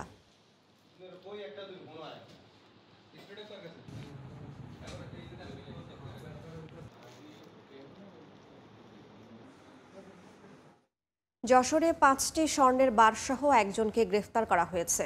বৃহস্পতিবার শহরতলির মুরলী বাসস্ট্যান্ড এলাকার একটি বাসা থেকে রুবেল নামে একজনকে গ্রেফতার করে বিজিবি। পরে তার কোমরে বিশেষ কায়দায় লুকানো অবস্থায় 5টি স্বর্ণের বার উদ্ধার করা হয়, যার ওজন 585 গ্রাম এবং বাজার মূল্য ৮৬,৬৫২০ টাকা।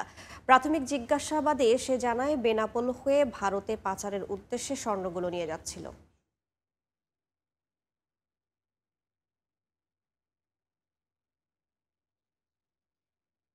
নারায়ণগঞ্জে ক্রেতা সেজে স্ট্যাম্প ও সনদ জালিয়াতি চক্রের এক সদস্যকে গ্রেফতার করেছে র্যাব। পরে তাকে ২০ দিনের কারাদণ্ড ও ৫০,০০০ টাকা জরিমানা করেছে ভ্রাম্যমাণ আদালত। জেলা প্রশাসনের নির্বাহী ম্যাজিস্ট্রেট নাহিদ নিয়াজ শিশিরের নেতৃত্বে বৃহস্পতিবার সন্ধ্যায় নগরীর চাষারায় অভিযান পরিচালিত হয়। এ সময় সমবায় মার্কেটের ৪র্থ তলায় স্কাইনেট আইটি নামে কম্পিউটারের দোকানে নকল স্ট্যাম্প ও বিভিন্ন ধরনের ভুয়া সনদ তৈরির প্রমাণ পাওয়া যায়। জিজ্ঞাসাবাদে স্ট্যাম্প ও সনদ জালিয়াতির অভিযোগ স্বীকার করেন দোকান মালিক আবদুল্লাহ আল মামুন। পরে তাকে সাজা দেন ভ্রাম্যমাণ আদালত। স্থায়ী ক্যাম্পাসের দাবিতে ঢাকা চট্টগ্রাম মহাসড়ক অবরোধ করে বিক্ষোভ করেছেন ফেনী বিশ্ববিদ্যালয়ের শিক্ষার্থীরা। এতে তীব্র যানজটের সৃষ্টি হয়। পরে পুলিশের হস্তক্ষেপে অবরোধ তুলে নিলে আধা ঘন্টা পর স্বাভাবিক হয় যান চলাচল। স্থায়ী ক্যাম্পাস নির্মাণ, নিজস্ব বাস সার্ভিস চালু, ছাত্র রাজনীতি নিষিদ্ধ, রেজিস্ট্রেশন প্রক্রিয়ায় জরিমানা বন্ধ এবং পর্যাপ্ত শিক্ষক নিয়োগ সহ বিভিন্ন দাবি জানান শিক্ষার্থীরা।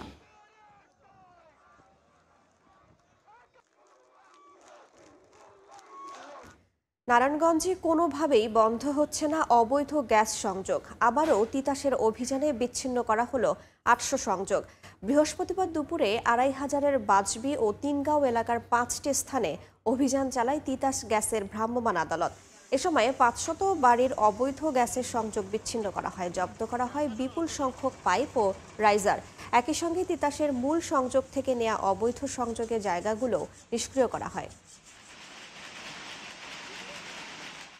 ভোলা পৌর এলাকায় ফুটপাত দখল করে গড়ে তোলা অবৈধ স্থাপনা উচ্ছেদ করা হয়েছে। বৃহস্পতিবার বিকেলে পুলিশ ও নৌবাহিনীর সহায়তায় অভিযান চালায় জেলা প্রশাসন।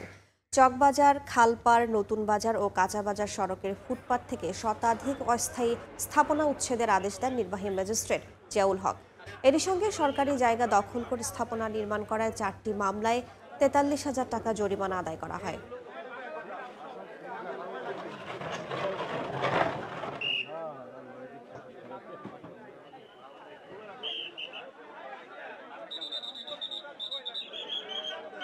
মার্কিন প্রেসিডেন্ট ডোনাল্ড ট্রাম্পের বিরুদ্ধে জালিয়াতি মামলায় প্রায় $500 মিলিয়ন জরিমানা বাতিল করেছেন যুক্তরাষ্ট্রের একটি আদালত। জরিমানাকে অতিরিক্ত আখ্যা দিয়ে বাতিল করলেও ট্রাম্পের বিরুদ্ধে দেয়া দণ্ড বহাল রেখেছেন নিউ ইয়র্কের আপিল আদালত। নিউ ইয়র্ক থেকে হাসানুজ্জামান সাকির রিপোর্ট। 3 বছর ধরে চলা জালিয়াতি মামলায় অবশেষে জরিমানা থেকে অব্যাহতি পেলেন মার্কিন প্রেসিডেন্ট ডোনাল্ড ট্রাম্প। বৃহস্পতিবার প্রায় $500 মিলিয়ন জরিমানা বাতিল করেছেন নিউ ইয়র্কের আপিল আদালত। অতিরিক্ত আখ্যা দিয়ে আপিল আদালত ট্রাম্পের জরিমানা বাতিল করলেও তার বিরুদ্ধে আগের দেয়া দণ্ড বহাল রেখেছেন। নিউ ইয়র্কের অ্যাটর্নি জেনারেল লেটিশিয়া জেমস জানান, রায়ের বিরুদ্ধে উচ্চ আদালতে আপিল করার পরিকল্পনা রয়েছে। আপিল আদালতের রায়কে ভুয়া মামলার বিরুদ্ধে বড় জয় বলে মন্তব্য করেছেন প্রেসিডেন্ট ট্রাম্প। ছেলে ডন জুনিয়র সামাজিক যোগাযোগ মাধ্যম এক্সে লিখেছেন, 2024 সালের নির্বাচনকে প্রভাবিত করতেই ট্রাম্পের বিরুদ্ধে এই মামলা করা হয়েছিল, যা ছিল একটি অপচেষ্টা। আরও লেখেন, বাম ঘেঁষা নিউ ইয়র্কের আপিল আদালতও এতে একমত হয়েছেন। অ্যাটর্নি জেনারেল লেটিশিয়া জেমস 2022 সালে ট্রাম্প ও তার প্রাপ্তবয়স্ক সন্তানদের এবং ট্রাম্প অর্গানাইজেশনের বিরুদ্ধে একটি সুস্পষ্ট দেওয়ানি মামলা দায়ের করেন। অভিযোগে বলা হয়, তারা বেআইনিভাবে সম্পদের মূল্য বাড়িয়ে দেখিয়েছেন এবং সম্পত্তির মান জালিয়াতি করে ব্যাংক ঋণ ও বীমার সুবিধা আদায় করেছেন। 2024 সালের ফেব্রুয়ারিতে ট্রাম্প যখন হোয়াইট হাউস পুনরুদ্ধারে নির্বাচনী প্রচারণা চালাচ্ছিলেন, তখন বিচারক আর্থার গরন ট্রাম্পকে দোষী সাব্যস্ত করে $354 মিলিয়ন জরিমানা করেন। সেই সঙ্গে 3 বছরের জন্য তাকে ব্যবসা পরিচালনা থেকে নিষিদ্ধ করা হয়। এতদিনে সেই জরিমানাই বেড়ে প্রায় $500 মিলিয়ন হয়েছে। হাসানুজ্জামান সাকি, সময় সংবাদ, নিউ ইয়র্ক। ইউক্রেনে একযোগে 574টি ড্রোন ও 40টি ক্ষেপণাস্ত্র ছুড়েছে রাশিয়া। এতে 1 জন নিহত ও 15 জন আহত হয়েছেন। ক্ষতিগ্রস্ত হয়েছে মার্কিন কারখানাও। ইউক্রেন বলছে এই আক্রমণ প্রমাণ করে মস্কো এখনও শান্তির বদলে যুদ্ধ চায়। অন্যদিকে রুশ পররাষ্ট্রমন্ত্রীর পাল্টা অভিযোগ, কিয়েভ শান্তির পথে হাঁটতে চাইছে না। মার্কিন প্রেসিডেন্ট 2 দেশের রাষ্ট্রপ্রধানদের বৈঠক আয়োজনের চেষ্টা করলেও মস্কোর পক্ষ থেকে এখনও স্পষ্ট কোনো প্রতিক্রিয়া আসেনি। ইউক্রেনে একের পর এক বড় ধরনের হামলা চালিয়ে যাচ্ছে রাশিয়া। স্থানীয় সময় বৃহস্পতিবার ভোরের আগে কিয়েভ ও পশ্চিমাঞ্চলীয় লাভিভে 574টি ড্রোন ও 40টি ক্ষেপণাস্ত্র নিক্ষেপ করে মস্কো। কয়েক ঘন্টা ধরে চলে এই আক্রমণ। প্রাণ বাঁচাতে আশ্রয় কেন্দ্রে ছোটেন পশ্চিম সীমান্তের কাছে বসবাসকারী লাখো মানুষ। হতাহত হয়েছেন কয়েকজন। ক্ষতিগ্রস্ত হয়েছে একটি মার্কিন কারখানা। পাশের দেশ পোল্যান্ডও সীমান্তে যুদ্ধবিমান মোতায়েন করে আকাশ সীমার রক্ষায় সতর্ক অবস্থান নেয়। শুধু আকাশেই নয়, পূর্বাঞ্চলীয় দোনেৎস্কে নতুন গ্রাম দখল করে এগিয়ে যাচ্ছে রুশ বাহিনী। মস্কোর প্রতিরক্ষা মন্ত্রণালয়ের প্রকাশ করা ভিডিওতে দেখা যায় গ্রামে বিস্ফোরক নিক্ষেপ করেছে রুশ সেনারা। বিশ্লেষকদের মতে এতে পূর্ব ফ্রন্টে যুদ্ধ আরও জটিল আকার ধারণ করছে। ইউক্রেন বলছে এই আক্রমণই প্রমাণ করে মস্কো এখনো শান্তির বদলে যুদ্ধ চাচ্ছে। রুশ পররাষ্ট্রমন্ত্রী ল্যাভরভের পাল্টা অভিযোগ, কিয়েভ শান্তির পথে হাঁটতে চায় না। এদিকে পুতিন ও জেলেনস্কির বৈঠক আয়োজনের চেষ্টা চালাচ্ছেন মার্কিন প্রেসিডেন্ট ডোনাল্ড ট্রাম্প। মস্কো জানায় রুশ প্রেসিডেন্ট কেবল তখনই আলোচনায় বসবেন যখন আগাম শর্তগুলো নিয়ে কাজ শেষ হবে। অন্যদিকে কিয়েভের শর্ত হলো আন্তর্জাতিক নিরাপত্তা নিশ্চয়তা, যাতে ভবিষ্যতে রুশ হামলা ঠেকানো যায়। এই অবস্থায় দুই দেশের রাষ্ট্রপ্রধানদের সম্ভাব্য বৈঠক নিয়ে জল্পনা বাড়লেও কূটনৈতিক সমাধানের ইঙ্গিত এখনও অনিশ্চিত। ইয়াসিন মোহাম্মদ জিসান, সময় সংবাদ। এবার জাপান সাগরে রুশ মিসাইলের হুঙ্কার। নৌমহড়ায় একযোগে ছোড়া হয় ক্রুজ ও জাহাজ বিধ্বংসী ক্ষেপণাস্ত্র। যুদ্ধজাহাজের পাশাপাশি যুদ্ধ বিমান ও ড্রোন দিয়ে অনুশীলন করেন রুশ সেনারা। ইউক্রেনের রাশিয়ার চলমান যুদ্ধের মধ্যেই এবার জাপান সাগরে নিজেদের শক্তিমত্তা দেখালো রাশিয়া। নৌমহড়ার অংশ হিসেবে বৃহস্পতিবার যুদ্ধজাহাজ থেকে একের পর এক ক্ষেপণাস্ত্র ছোড়ে রুশ সেনারা। রাশিয়ার প্রতিরক্ষা মন্ত্রণালয় জানায়, মার্শাল শাপোশনিকভ যুদ্ধজাহাজ থেকে কালিবর ক্রুজ মিসাইল ও ইউরান ক্ষেপণাস্ত্র ছোড়া হয়। মিসাইল দুটি শত্রুর জাহাজ ধ্বংসে কার্যকর ভূমিকা রাখতে সক্ষম বলে দাবি রাশিয়ার। মহড়ায় লক্ষ্যবস্তুতে নির্ভুলভাবে আঘাত হানারও দাবি করেছে দেশটি। অনুশীলনে নৌবাহিনীর বিভিন্ন জাহাজ, বিমান এবং ড্রোনও অংশ নেয়। এর আগে ভ্লাদিভস্তক বন্দর ছাড়ে রুশ নৌবহরের যুদ্ধজাহাজ মার্শাল শাপোশনিকভ। জাপান সাগরে যুক্তরাষ্ট্র ও তার মিত্রদের মহড়ার মধ্যেই এবার রাশিয়াও সামরিক অনুশীলন করল। তবে সাম্প্রতিক সময়ে পারমাণবিক অস্ত্রের বিস্তার রোধে বিভিন্ন পদক্ষেপ নেওয়ার কথা বলছে জাপান। দেশটির 3টি অপরমাণু নীতি পুনর্বিবেচনার সম্ভাবনাও বেড়েছে। দীর্ঘদিন ধরে নিজ ভূখণ্ডে পারমাণবিক অস্ত্র তৈরি, রাখা বা স্থাপন না করার অঙ্গীকার করে আসছে জাপান। এ অবস্থায় জাপান সাগরে রাশিয়ার সামরিক অনুশীলন নতুন করে উত্তেজনা তৈরি করতে পারে বলে মনে করেন অনেকে। ইয়াসমিন অনন্যা, সময় সংবাদ। ইউক্রেনকে সহায়তায় আধুনিক আকাশ প্রতিরক্ষা ব্যবস্থা মোতায়েন করবে নেদারল্যান্ডস। মার্কিন এই প্রতিরক্ষা ব্যবস্থা কিয়েভকে দেয়া ন্যাটোর সামরিক সহায়তার অংশ হিসেবে স্থাপন করা হবে পোল্যান্ড সীমান্তে। ডাচ প্রতিরক্ষা মন্ত্রণালয় জানিয়েছে, বছর ডিসেম্বর থেকে 2026 সালের জুন পর্যন্ত মোতায়েন করা হবে 2টি আধুনিক বিমান প্রতিরক্ষা ব্যবস্থা এবং অন্তত 300 সেনা সদস্য। পাশাপাশি ড্রোন, ব্যালিস্টিক মিসাইল মোকাবিলার জন্য স্থাপন করা হবে কয়েক স্তরের প্রতিরক্ষা ব্যবস্থা। এখান থেকে পশ্চিমা দেশগুলোর পাঠানো অস্ত্র সরবরাহ ও ইউক্রেনীয় সেনাদের প্রশিক্ষণ কার্যক্রম পরিচালনা করা হবে। রাশিয়ার ইতিহাসে নতুন মাইল ফলক। বিশ্বের প্রথম নারী হিসেবে পারমাণবিক বরফ ভাঙার জাহাজের ক্যাপ্টেন হিসেবে দায়িত্ব পেলেন মারিনা স্তারোভোইতোভা। আর্কটিক জাহাজ ইয়ামালের নেতৃত্ব এখন তার হাতে। দীর্ঘ 2 দশকের সমুদ্র যাত্রার অভিজ্ঞতা নিয়ে ক্যাপ্টেনের আসনে বসলেন মারিনা স্তারোভোইতোভা। বিশ্বের প্রথম নারী পারমাণবিক বরফ ভাঙার জাহাজের ক্যাপ্টেন হিসেবে দায়িত্ব পেলেন মারিনা। বুধবার রাশিয়ার রাষ্ট্রায়ত্ত পরমাণু সংস্থা রোসাটমের সহযোগী প্রতিষ্ঠান অ্যাটম ফ্লট তাকে নিয়োগ দেয়। জাহাজ পরিচালনার আগে মারিনা ছিলেন রাশিয়ার গ্রামীণ একটি স্কুলে রুশ ভাষা ও সাহিত্যের শিক্ষক। সেখান থেকে পরে শুরু হয় তার সমুদ্র যাত্রা। প্রথমে বাণিজ্যিক জাহাজ, পরে আইস ব্রেকার, অবশেষে এখন ইয়ামালের ক্যাপ্টেন। আগে এ জাহাজেই প্রধান সহযোগী কর্মকর্তা হিসেবে দায়িত্ব পালন করেছেন তিনি। বর্তমানে রাশিয়াই একমাত্র দেশ যাদের পারমাণবিক আইস ব্রেকার নৌবহর আছে। জলবায়ু পরিবর্তনের প্রভাবে আর্কটিকের বরফ গলতে থাকায় ওই অঞ্চলে বাণিজ্যিক ও নৌযাত্রার গুরুত্ব বাড়ছে। 2 পারমাণবিক রিয়্যাক্টর সমৃদ্ধ ইয়ামাল শুধু একটি বরফ ভাঙার জাহাজ নয়, বরং গবেষণা ও বিশেষ মিশনের জন্যও পরিচিত। 2000 সালে জাহাজটি উত্তর মেরুতে সফল অভিযান চালায়। রাইসা জান্নাত, সময় সংবাদ। সামরিক বাহিনীর অবকাঠামোতে হামলার মামলায় জামিন পেয়েছেন পাকিস্তানের কারাবন্দী সাবেক প্রধানমন্ত্রী ইমরান খান। স্থানীয় সময় বৃহস্পতিবার দেশটির সর্বোচ্চ আদালত তাকে জামিন দেন। সুপ্রিম কোর্টের 3 সদস্যের বেঞ্চ ইমরান খানের আপিল মঞ্জুর করেন। এর আগে লাহোর হাইকোর্টে সংক্রান্ত 8টি মামলায় তার জামিন আবেদন খারিজ করে দেন। অন্য আর কোনো মামলায় অভিযুক্ত না হলে সাবেক এই প্রধানমন্ত্রীকে মুক্তির নির্দেশ দিয়েছেন আদালত। তবে দুর্নীতির মামলায় দোষী সাব্যস্ত হওয়ায় কারাগারেই থাকতে হবে তাকে। 2023 সালের মে মাসে দুর্নীতির মামলায় গ্রেফতার করা হয় ইমরান খানকে। সে সময় ইসলামাবাদ ও লাহোরে ব্যাপক বিক্ষোভ ছড়িয়ে পড়ে। ক্যারিবীয় উপকূলের কাছে মার্কিন যুদ্ধ জাহাজ মোতায়েনের জেরে যুক্তরাষ্ট্র ও ভেনেজুয়েলার মধ্যে উত্তেজনা দেখা দিয়েছে। যদিও মার্কিন প্রশাসনের দাবি, অপরাধ ও মাদক নিয়ন্ত্রণে 3টি যুদ্ধজাহাজ মোতায়েন করা হয়েছে। জবাবে 45 লাখ মিলিশিয়া মোতায়েনের ঘোষণা দিয়েছে ভেনেজুয়েলা। বিদেশি শক্তিকে কঠোরভাবে প্রতিহত করার হুঁশিয়ারি দিয়েছেন প্রেসিডেন্ট নিকোলাস মাদুরো। মার্কিন যুদ্ধজাহাজ মোতায়েনের সিদ্ধান্তকে ভুল পদক্ষেপ বলে আখ্যা দিয়েছে প্রতিবেশী দেশ কলম্বিয়া। মার্কিন প্রশাসনের সঙ্গে বেশ কিছুদিন ধরেই সম্পর্ক ভালো নেই ভেনেজুয়েলার প্রেসিডেন্ট নিকোলাস মাদুরোর। মার্কিন প্রশাসনের অভিযোগ, অপরাধ ও মাদকের আখড়া ভেনেজুয়েলা, আর পেছন থেকে পুরো চক্র নিয়ন্ত্রণ করছেন মাদুরো। তবে এই অভিযোগ বরাবরই অস্বীকার করেছেন তিনি। এবার অপরাধ ও মাদক নিয়ন্ত্রণে ভেনেজুয়েলা উপকূলের কাছে যুদ্ধজাহাজ মোতায়েন করেছে যুক্তরাষ্ট্র। মার্কিন প্রতিরক্ষা দপ্তরের এক শীর্ষ কর্মকর্তা জানান, এজিস শ্রেণীর 3টি গাইডেড মিসাইল ডেস্ট্রয়ার পাঠানো হয়েছে। ইউএসএস গ্র্যাভেলি, জেসন ডানহাম ও স্যামসন নামে এই যুদ্ধজাহাজগুলো কয়েক মাস সেখানে অবস্থান করবে। মাদক বিরোধী অভিযানে এ মোতায়েনকে যুক্তরাষ্ট্রের কঠোর অবস্থানের প্রতিফলন হিসেবে দেখছেন অনেকেই।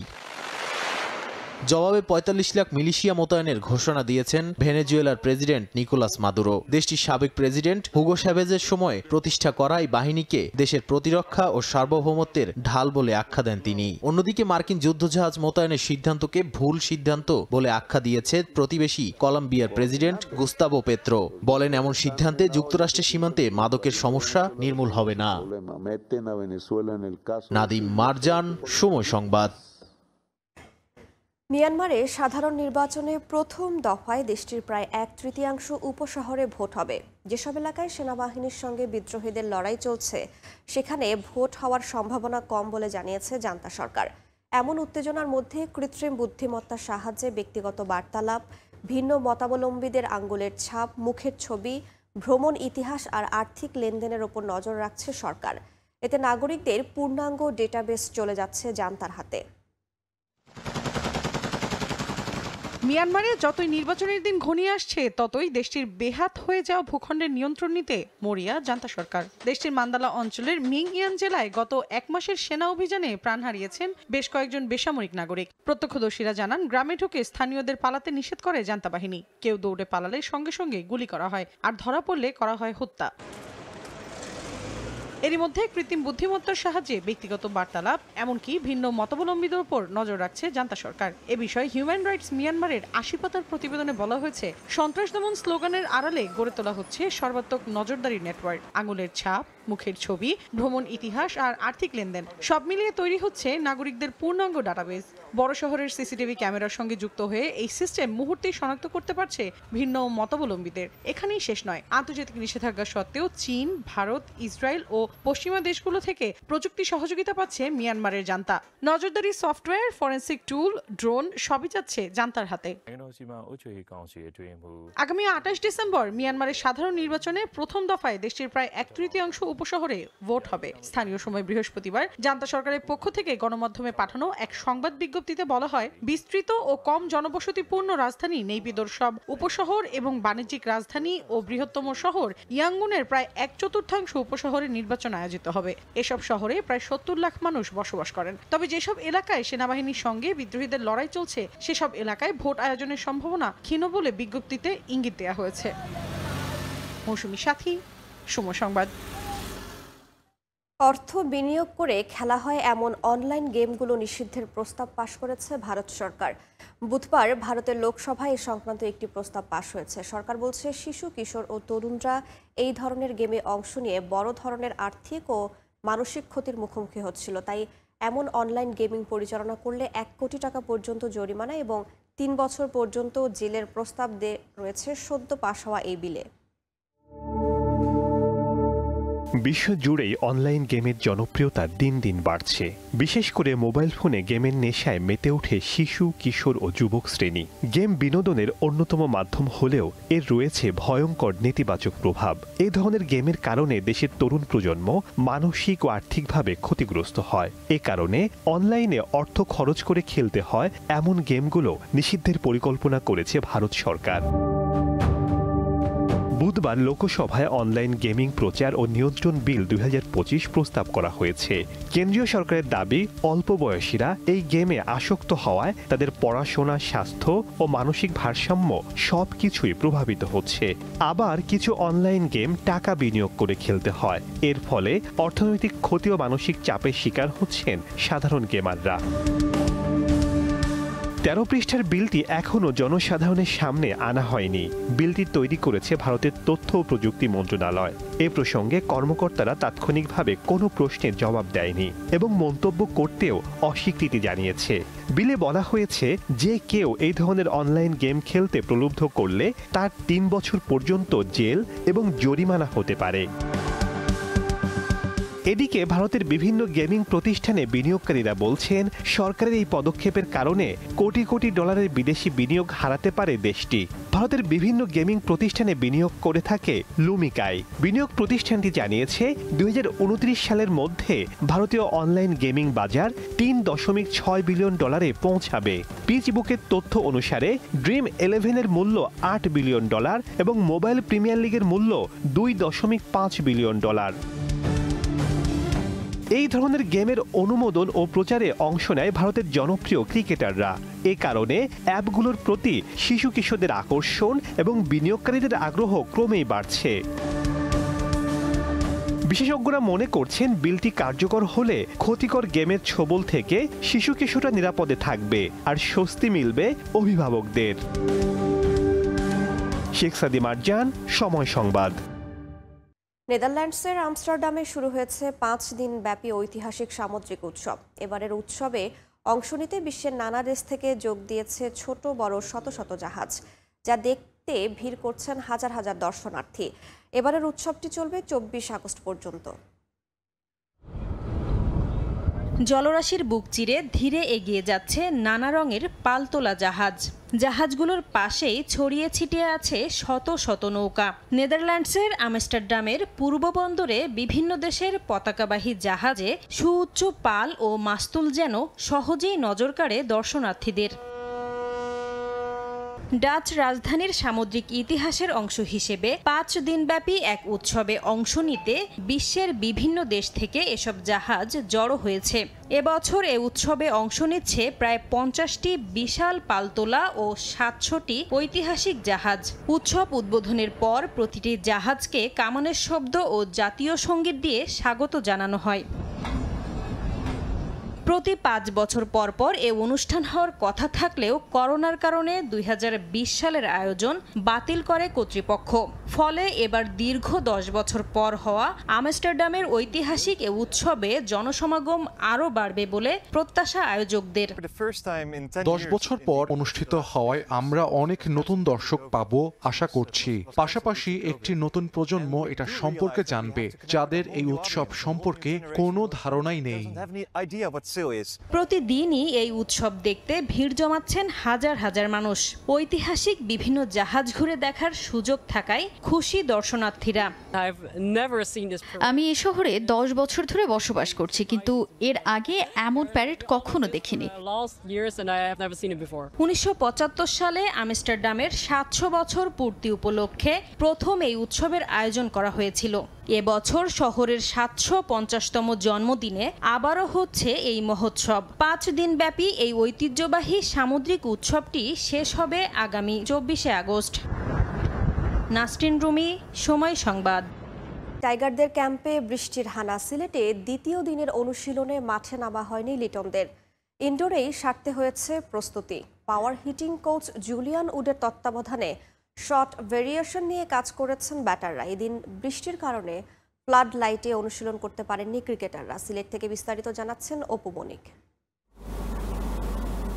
সকাল থেকেই সিলেটে থেমে থেমে বৃষ্টি, সঙ্গে তীব্র বাতাস। সিলেট আন্তর্জাতিক ক্রিকেট স্টেডিয়ামের আউটারে বাংলাদেশ ক্রিকেট দলের অনুশীলনের জন্য মাঠ প্রস্তুত করতেই ব্যস্ত থাকতে হলো কর্মীদের। বৃষ্টি মাথায় নিয়েই মাঠে আসেন লিটনরা, যদিও ইনডোরেই সারতে হয় অনুশীলন আর জিম। সকালে 1.5 ঘন্টা জিম সেশনে অংশ নেন ক্রিকেটাররা, এরপর ঝালিয়ে নেন ব্যাটিং বোলিং। টি-20 দলের সঙ্গে অনুশীলন করছেন আবাদত রাজাসহ লোকাল খেলোয়াড়রাও।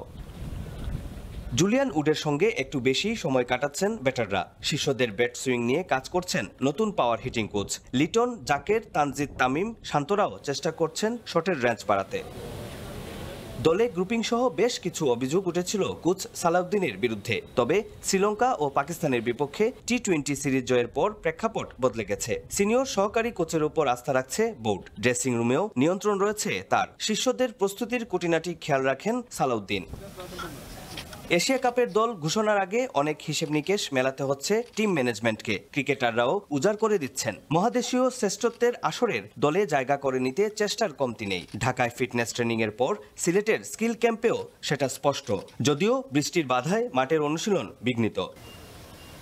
এদিন ফ্লাডলাইটে প্র্যাকটিস বাতিল করতে বাধ্য হয় দল। সামনের কয়েকটা দিনও এই বৃষ্টির সংখ্যা মাথায় নিয়েই চলতে হবে ক্রিকেটারদের। আরও দুদিন হওয়ার কথা এই স্কিল ট্রেনিং। 25 আগস্ট নিজেদের মধ্যে ম্যাচ সিনারিওতে খেলবে দল। 26 তারিখ বিসিবি এইচপি টিমের বিপক্ষে খেলবে প্রস্তুতি ম্যাচ। নেদারল্যান্ডসের বিপক্ষে সিরিজ মাঠে গড়াবে 30 আগস্ট। অপু বণিক, সময় সংবাদ, সিলেট। বাংলাদেশ ক্রিকেট বোর্ডে এই মুহূর্তে অ্যাডহক কমিটির কোনো প্রয়োজনীয়তা নেই। দেশের বর্তমান পরিস্থিতি বিসিবি নির্বাচন হওয়ার জন্য যথেষ্ট ভালো। মন্ত্রণালয় হস্তক্ষেপ না করলে অক্টোবরেই নির্বাচন হবে বলে বিশ্বাস সাবেক যুগ্ম সাধারণ সম্পাদক রফিকুল ইসলাম বাবুর। তার স্পষ্ট কথা, অনির্বাচিতদের দিয়ে গঠনতন্ত্র সংশোধনের মতো কারণ এখনও তৈরি হয়নি। সংস্কার করতে হবে নির্বাচিত প্রতিনিধিদের মাধ্যমেই। এদিকে মাহবুব আনামের নির্বাচনে অংশ না নেওয়ার সিদ্ধান্তে অবাক এই ক্রীড়া সংগঠক। বিস্তারিত নিয়ন মোহাইমিনের রিপোর্টে। দিনের হিসেব করলে আর 1.5 মাসেরও কম সময় বাকি। এই বছরের অক্টোবরের প্রথম সপ্তাহেই শেষ হচ্ছে বাংলাদেশ ক্রিকেট বোর্ডের বর্তমান পরিচালনা পরিষদের মেয়াদ। গঠনতন্ত্র বলছে চাইলে অক্টোবরের আগেও নির্বাচন করা সম্ভব, তবে অক্টোবরের মধ্যে করলেও সমস্যা নেই। তবে আমিনুল ইসলাম বুলবুলের বোর্ডের যেন সেদিকে ভ্রুক্ষেপই নেই। নির্বাচনের সময় ঘনিয়ে এলেও এখনও কাউন্সিলর তালিকা চূড়ান্ত করতে পারেনি বোর্ড। উল্টো জোর গুঞ্জন অ্যাডহক কমিটি দিয়েই নাকি অন্তর্বর্তীকালীন সরকারের সময়কালটা পার করে দিতে চাচ্ছেন বোর্ডের একাংশ। তবে শঙ্কার মধ্যেও ক্রিকেটের ভালো চাইলে এই পথে না হাঁটার পরামর্শ সাবেক যুগ্ম সাধারণ সম্পাদকের। পরিস্থিতি যদি এরকম হতো যে এখন নির্বাচন করা সম্ভব নয় বিভিন্ন কারণে, সেই ক্ষেত্রে কিন্তু অ্যাডহক কমিটিটা অটোমেটিক চলে আসে। কিন্তু আমরা এই মুহূর্তে দেখছি যে নির্বাচনের অনুকূলেই কিন্তু পরিবেশ আছে। সমস্যা আছে আরও একটা। 2024-এর 5 আগস্ট পট পরিবর্তনের পর থেকেই বিসিবিতে আলোচনা গঠনতন্ত্র সংশোধনের, কিন্তু সাবেক পরিচালকের সোজা সাপটা কথা, অনির্বাচিতদের হাত দিয়ে সংশোধনের কোনো প্রয়োজনীয়তাই নেই, বরং যে কোনো পর্যায়ের সংস্কার হতে হবে নির্বাচিত প্রতিনিধিদের মাধ্যমে। মাননীয় উপদেষ্টা যে কথাগুলি বলেছেন সেটা কিন্তু নির্বাচনের পরেও নির্বাচিত বডির মাধ্যমে কিন্তু এটা করা সম্ভব, যে যে সংস্কারগুলি করা। সুতরাং আমরা যদি যৌক্তিক মনে করি নির্বাচনের পরে যে এগুলি সংস্কার করতে হবে, সেই ক্ষেত্রে আমরা সেগুলি করব ইনশাল্লাহ। নির্বাচন নিয়ে এই টানাপোড়েনের মধ্যেও নিজের প্রার্থিতা নিয়ে অবশ্য কোনো সন্দেহ নেই রফিকুল ইসলাম বাবুর, যদিও মাহবুব আনামের ঘটনায় একটু নড়ে চড়ে বসেছেন তারা। মাহবুব আনামের বিষয়টা কিন্তু অত্যন্ত দুঃখজনক। সে একজন অভিজ্ঞ ক্রীড়া সংগঠক, ক্রিকেটের জন্য অনেক কিছু করেছেন এবং তার করার যথেষ্ট যোগ্যতাও আছে ভবিষ্যতে। নিয়ন মোহাইমিন, সময় সংবাদ, ঢাকা। টাইগার ক্রিকেটের লাকি ভেনিউ খুলনা বিভাগীয় স্টেডিয়ামে আন্তর্জাতিক ম্যাচ নেই প্রায় 10 বছর, যা নিয়ে ক্ষোভের শেষ নেই এই অঞ্চলের ক্রীড়াপ্রেমীদের। আগামী বিপিএল এর সম্ভাব্য ভেনিউর তালিকায় খুলনা থাকলেও বাস্তবতা বলছে বড় ধরনের সংস্কার ছাড়া আন্তর্জাতিক বা বিপিএল এর ম্যাচ আয়োজন সম্ভব নয়। জাতীয় ক্রীড়া পরিষদ বলছে 137 কোটি টাকা ব্যয়ে খুলনা বিভাগীয় স্টেডিয়াম সংস্কারের উদ্যোগ নেওয়া হয়েছে। নিয়ামুল হোসেন কচির তোলা ছবিতে আব্দুল্লাল মামুন ট্রবেলের প্রতিবেদন। চারিদিকে সবুজের সমারোহ। খুলনা বিভাগীয় স্টেডিয়ামের মাঠ দেখলে চোখ জুড়িয়ে যাবে যে কারো। তবে স্টেডিয়ামের অবকাঠামো বলবে ভিন্ন গল্প। ভাঙাচোরা গ্যালারি, নষ্ট ফ্লাডলাইট, জায়ান্ট স্ক্রিন, ইলেকট্রনিক স্কোরবোর্ডের বেহাল অবস্থা, নেই সাইড স্ক্রিন, ড্রেসিং রুমের অবস্থাও ভালো না। খুলনা বিভাগীয় স্টেডিয়ামের এমন অবস্থা প্রায় 10 বছর। 2016-তে কালবৈশাখী ঝড়ে স্টেডিয়ামের ড্রেসিং রুম ও প্রেসিডেন্ট বক্সের গ্লাস ভেঙে যায়, ভেঙে পড়ে সাইড স্ক্রিন। এরপর সংস্কারের অভাবে দিন দিন ক্ষতির পরিমাণ বাড়তেই থাকে। এতদিনেও স্টেডিয়াম সংস্কারে কোনো উদ্যোগ নেওয়া হয়নি, ফলে জরাজীর্ণ জরাজীর্ণ স্টেডিয়াম ক্ষতিগ্রস্ত হয়েছে আরও। এ অবস্থায় আন্তর্জাতিক ম্যাচ তো দূরে থাক, জাতীয় ক্রিকেট লিগের ম্যাচ চালাতেও হয় অনেকটা জোড়াতালে দিয়ে। তাই সংস্কার করে দ্রুত স্টেডিয়ামটিতে আন্তর্জাতিক ম্যাচ ফেরানোর দাবি এই অঞ্চলের ক্রীড়াপ্রেমীদের। ডোমেস্টিক ক্রিকেটের যে এনসিএল যে খেলাগুলো সেগুলো কিন্তু হচ্ছে না। তা আমার মনে হয় যে খেলাগুলো যদি হতো তাহলে আমাদের যারা ক্রিকেট লার্নার আছে এরাও কিন্তু খেলাগুলো দেখে অনেক কিছু শিখতে পারতো। আমাদের খুলনায় লিগ নেই, আমাদের খুলনায় মাঠ আছে বাট খেলা নেই। আর মাঠের যে অবস্থা আপনারা যদি দেখলে বুঝতে পারবেন, ড্রেসিং রুম ভাঙা, উইকেট ইউজ করতেছে না। আমাদের ত্রিপল, আমাদের এনসিএল প্র্যাকটিস শুরু হয়েছে, আমাদের ত্রিপল আমাদের উইকেট রেডি করবে, লাস্ট 4 দিন ধরে উইকেট রেডি করতে পারতেছে না। একটু যদি গুড়ি বৃষ্টি হয় ত্রিপল ফুটা পানি পড়তেছে। স্টেডিয়ামটা সংস্কার করা হোক এবং উন্নত মানের গ্যালারি করা হোক, গ্যালারিটা আরও বাড়ানো হোক। খুলনাবাসী সবাইদের পক্ষ থেকে একটাই দাবি কি যাতে নিয়মিতভাবে বিপিএল অনুষ্ঠিত হয়। গত কয়েক বছরে স্টেডিয়ামটি সংস্কারের জন্য বারবার দাবি জানিয়ে ব্যর্থ হয়েছেন স্থানীয় ক্রীড়া সংগঠকরাও। তবে তাদের আশা উদ্যোগ নেবে বিসিবি। বিসিবির কাছে আবেদন থাকবে এখানে যেন ইমিডিয়েটলি খুব শীঘ্রই বিপিএল খেলা শুরু হয়। আর বিপিএল যদি খেলা শুরু না হয়, সংস্কার না হয় স্টেডিয়ামের, আমরা খুলনার আম জনতাকে সাথে নিয়ে আমরা যারা অর্গানাইজার আছি তারা বৃহত্তর আন্দোলন গড়ে তুলব। এদিকে জাতীয় ক্রীড়া পরিষদ বলছে 137 কোটি টাকা ব্যয়ে খুলনা বিভাগীয় স্টেডিয়ামটির দ্বিতল বিশিষ্ট গ্যালারি সহ পূর্ণাঙ্গভাবে সংস্কার করতে উদ্যোগ নেওয়া হয়েছে, যা এখন সম্ভাব্যতা যাচাই পর্যায়ে আছে। পূর্ণাঙ্গ সংস্কার সময় সাপেক্ষ বলেও জানান তিনি। বিভাগীয় স্টেডিয়াম এবং বিভাগীয় মহিলা ক্রীড়া কমপ্লেক্স দুটি মিলে একটা প্রজেক্ট এস্টিমেট প্রণয়ন করা হয়েছে। পরিমাণ ছিল 137 কোটি টাকা। টাইম ফ্রেমটা তো আমি ওইভাবে নিশ্চিতভাবে বলতে পারছি না, সহসাই হবে আশা করছি। এখানে এখন পর্যন্ত 3টি টেস্ট, 4টি ওডিআই ও 5টি টি-20 ম্যাচ অনুষ্ঠিত হয়েছে। 2016 সালে জিম্বাবুয়ের বিপক্ষে এখানে সবশেষ আন্তর্জাতিক ম্যাচ হয়েছিল। এই স্টেডিয়াম ঘিরে প্রতি বছরই আশ্বাসের গল্প শুনে আসছে খুলনাবাসী। আবারও আন্তর্জাতিক ক্রিকেট ফিরবে এখানে। পরিবর্তিত নতুন এই সময়ে সেই স্বপ্ন দেখতে শুরু করেছেন এই অঞ্চলের ক্রীড়াপ্রেমীরা। তবে বাস্তবতা বলছে এবছর এখানে বিপিএল আয়োজন সম্ভব নয়। তবে ক্রিকেট ফেরার সে স্বপ্ন যেন খুব বেশি দূরে না যায়, তেমনটাই প্রত্যাশা এখানকার মানুষের। আব্দুল্লাহ আল মামুন রুবেল, সময় সংবাদ, খুলনা। বিসিবির উদ্যোগে আগামী 28 আগস্ট চট্টগ্রামে শুরু হচ্ছে রিজিওনাল টি-20 ক্রিকেট টুর্নামেন্ট। বিভাগের 11টি জেলা দল নিয়ে অনুষ্ঠিত হচ্ছে এই টুর্নামেন্ট। আঞ্চলিক ক্রিকেটকে এগিয়ে নিতে নতুন খেলোয়াড় বের করতেই এই টুর্নামেন্টের আয়োজন বলে জানান বিসিবি পরিচালক আকরাম খান। লটারির মাধ্যমে 11 দলকে 6টি পৃষ্ঠপোষক প্রতিষ্ঠানকে দায়িত্ব দেওয়া হয়েছে। প্রতিযোগিতার মোট বাজেট ধরা হয়েছে 80 লাখ টাকা, যার 43 লাখ টাকা দেবে ক্রিকেট বোর্ড। বাকি 37 লাখ টাকা দেবে 6টি স্পন্সর প্রতিষ্ঠান। 28 আগস্ট টুর্নামেন্টের উদ্বোধন করবেন বিসিবি সভাপতি আমিনুল ইসলাম বুলবুল।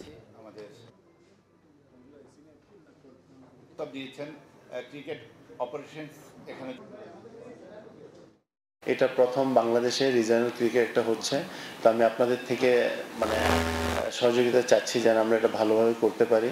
এবং বিশেষ করে আমি ধন্যবাদ জানাচ্ছি যারা স্পন্সর করেছে ওনাদেরকে। ওনারা না হলে কিন্তু আমি এই টুর্নামেন্ট করতে সাহস পেতাম না। এবং তার সাথে আমি ক্রিকেট বোর্ডকেও ধন্যবাদ জানাচ্ছি, বিশেষ করে আমাদের বোর্ড প্রেসিডেন্ট, সে আমাকে আশ্বাস দিয়েছে এবং আমি ওকে বাজেট পরশুদিন দিয়েছে, ওর সাথে সাথে কিন্তু বাজেটটা পাস করে দিয়েছে। চট্টগ্রাম থেকেই আরেকটি ইতিহাসের যাত্রা শুরু হলো, অর্থাৎ বর্তমান গত 1-1.5 বছরের মধ্যে অনেক জায়গায় কোনো টুর্নামেন্ট হচ্ছে না, খেলাই মাঠে গড়াচ্ছে না। এই জায়গায় চট্টগ্রাম যে আবার অগ্রণী ভূমিকা রেখেছে।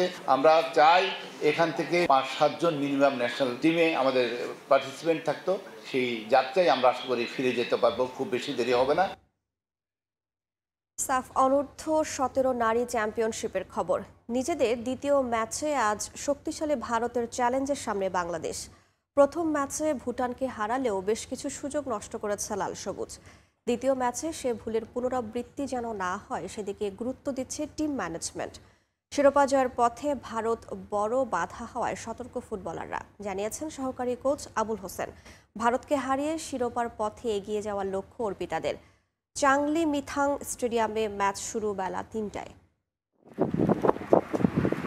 দক্ষিণ এশিয়ার শ্রেষ্ঠত্বের মঞ্চে জাতীয় দল কিংবা বয়স ভিত্তিক প্রতিটি ধাপেই সাফল্য ধরা দিয়েছে বাংলাদেশ নারী ফুটবলে। সাফে এখন পর্যন্ত জয় করা 9 শিরোপার 7টি এসেছে বয়স ভিত্তিক পর্যায়ে।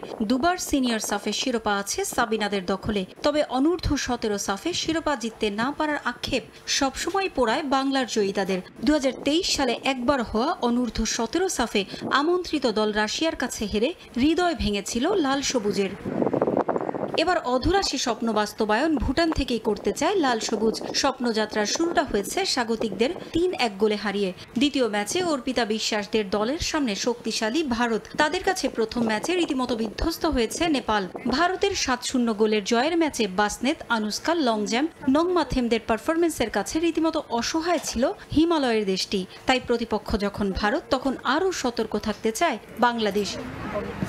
ভুটান ম্যাচে গোলের একাধিক সুযোগ নষ্ট করেছে লাল সবুজ, নয়তো ব্যবধান আরও বাড়াতে পারত বাংলাদেশ। ভারত ম্যাচের আগে আক্রমণ ভাগ নিয়ে সতর্ক কোচিং স্টাফ। আলপি ও প্রীতি ভালো পারফর্ম করলেও ফুটবলারদের উন্নতির জায়গাগুলো নিয়ে আরও কাজ করেছেন লিটু। ভুটান ম্যাচে ইনজুরিতে পড়ে উঠে গেছেন মৌমিতা ও প্রীতি। তবে চোট কতটা গুরুতর তা জানায়নি টিম ম্যানেজমেন্ট। আমরা আইসবাথ এবং স্ট্রেচিং করেছি। আমরা এখন ফোকাস করতেছি ইন্ডিয়ার সাথে ম্যাচ। আমরা লাস্ট কি করছি সেটা আমাদের দেখার বিষয় না। আমরা যে ভুলগুলি নিছি ওই ভুলগুলি যেন না হয় সেই ব্যাপারে আমরা কাজ করছি। ভারতের বিপক্ষে ম্যাচেও গোলপোস্টের নিচে মেঘলা রানীর থাকারই সম্ভাবনা বেশি। রক্ষণে লিটুর ভরসা অধিনায়ক অর্পিতা, শিউলি, আরিফা ও ক্রানুচিং। মাঝমাঠে কুলসুম, থুইনুই ও মৌমিতা। আক্রমণ ভাগ সামলাবেন সুরভি, আলপি ও মামুনি চাকমা। পারভিন আক্তার, সময় সংবাদ। বাফুফের গঠনতন্ত্র সংস্কারের প্রস্তাবনা উঠতে যাচ্ছে ফেডারেশন নির্বাহী কমিটির ৪র্থ সভায়। রেফারিজ কমিটি গঠন সহ মোট 11 এজেন্ডা নিয়ে হবে আলোচনা। তবে রাখা হয়নি বাফুফের গ্রাউন্ডস কমিটি গঠনের বিষয়টি। এদিকে সেপ্টেম্বরের প্রথম সপ্তাহ থেকে শুরু হবে নারী ফুটবল দলের এশিয়ান কাপ মিশনের প্রস্তুতি। টুর্নামেন্টের আগে জাপান ও মধ্যপ্রাচ্যে 2টি কন্ডিশনিং ক্যাম্প করতে চায় ফেডারেশন। বাফুফে সভাপতি নির্বাচিত হয়ে ফেডারেশনের গঠনতন্ত্র সংস্কারের বিষয়ে বিশেষ গুরুত্ব দিয়েছিলেন তাবিত আউয়াল, যার জন্য 3 মাস মেয়াদী একটি বিশেষ কমিটি গঠন করে বাফুফে। ফিফার সঙ্গে যোগাযোগ রেখে এরই মধ্যে একটি কাঠামো তৈরি করে ফেলেছে সেই কমিটি, যা উপস্থাপন করা হবে আগামী শনিবার আয়োজিত হতে যাওয়া ফেডারেশনের নির্বাহী কমিটির বৈঠকে। এছাড়া বৈঠকে আলোচনা হবে আরও 10টি এজেন্ডা নিয়ে। দায়িত্ব নেওয়ার প্রায় 9 মাস পার হলেও এখনও রেফারিজ ও গ্রাউন্ডস কমিটি গঠন করতে পারেনি তাবিত আউয়ালের নেতৃত্বাধীন ফেডারেশন। শনিবারের সভায় রেফারিজ কমিটি নিয়ে হবে আলোচনা। তবে এজেন্ডায় রাখা হয়নি গ্রাউন্ডস কমিটির বিষয়টি। 2024 সালের অডিট রিপোর্ট, ভুটান সিঙ্গাপুর ম্যাচের আয় ব্যয়ের হিসাব ও ন্যাশনাল চ্যাম্পিয়নশিপের আয়োজন নিয়ে হবে আলোচনা। এর বাইরেও বেশ কিছু বিষয় সভায় তুলে ধরবেন বাফুফের মার্কেটিং কমিটির চেয়ারম্যান। দেখেছি আমি এজেন্ডায় যে গত ব্যাচের আয় ব্যয়ের একটা এজেন্ডা আছে। যদি সে সুযোগ হয়, যদি আমরা নেক্সট ম্যাচের ব্যাপারে আলাপ করতে পারি, ইন দ্যাট কেস নেক্সট ম্যাচে আমাদের স্পন্সরশিপ থেকে কীভাবে কী প্ল্যান করব সেটা হয়তো আমি শেয়ার করব যদি আমি সুযোগ পাই। বাট ওয়েব পেজ এবং আমাদের অন্যান্য সোশ্যাল প্ল্যাটফর্মের ব্যাপারটা ডেফিনেটলি আমি ডিসকাস করব। এদিকে নারী দলের অস্ট্রেলিয়া মিশনের প্রস্তুতি শুরু হবে সেপ্টেম্বরের প্রথম সপ্তাহ থেকেই। সেই সঙ্গে জাপান ও মধ্যপ্রাচ্যের যে কোনো একটি দেশে গিয়ে কন্ডিশনিং ক্যাম্প করার পরিকল্পনা করছে ফেডারেশন। অ্যাটলিস্ট 2-4টা ফিফা ফ্রেন্ডলি ম্যাচ খেলবো আমরা ইনশাল্লাহ অক্টোবর এবং নভেম্বর উইন্ডিতে। জাপানের আবহাওয়া এবং প্লেয়ারদের অ্যাভেলেবিলিটি দেখে চেষ্টা করবো আমরা সেখানেও একটি ক্যাম্প করার জন্য। এর বাইরে আমরা প্ল্যান আছে ডিসেম্বর কিংবা জানুয়ারিতে মধ্যপ্রাচ্যে একটি প্ল্যান করবো, আন্তর্জাতিক ক্যাম্প করবো ইনশাআল্লাহ। অস্ট্রেলিয়াতে যাওয়ার আগে অ্যাটলিস্ট 2 to 3 উইকস আগে আমরা টিম পাঠাবো, যেন সেখানে একটি শর্ট 1 সপ্তাহ 10 দিনে ক্যাম্প করতে পারে। এবং একই সাথে সেখানে চেষ্টা করবো আমরা লোকাল ক্লাব কিংবা লোকাল স্টেট টিমের সাথে কিংবা পার্শ্ববর্তী কোনো জাতীয় দলের সাথে প্র্যাকটিস ম্যাচ করার কারণে। নারী এশিয়ান কাপের প্রস্তুতি ক্যাম্পে দেখা যেতে পারে সুইডিশ প্রবাসী ফুটবলার আনিকা সিদ্দিকীকে। এই ফুটবলারের সঙ্গে নিয়মিত যোগাযোগ রাখছে ফেডারেশন। আনিকা, ওনার সাথে আমার রেগুলার যোগাযোগ হচ্ছে, ওনার বাবার সাথে যোগাযোগ হচ্ছে। যে কোনো একটা ফেজে উনি আসবে, হয় বাংলাদেশে হোক কিংবা বাইরে হোক। এসে উনি at least 3 weeks to 4 weeks camp করবে।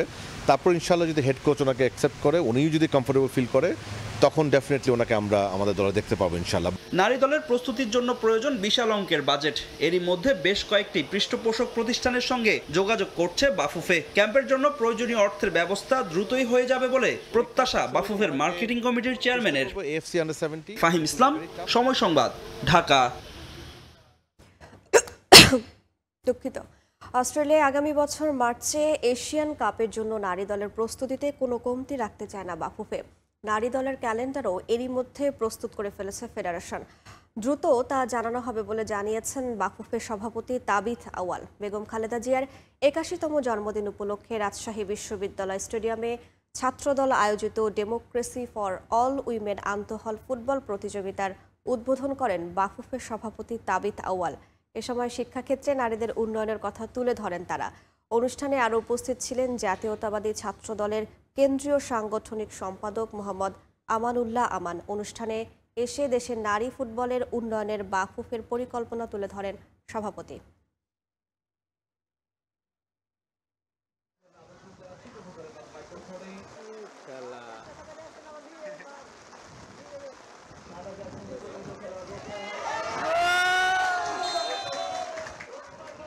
আমাদের নারী দলের প্রস্তুতির জন্য অনেক আমরা এগিয়ে গিয়েছি।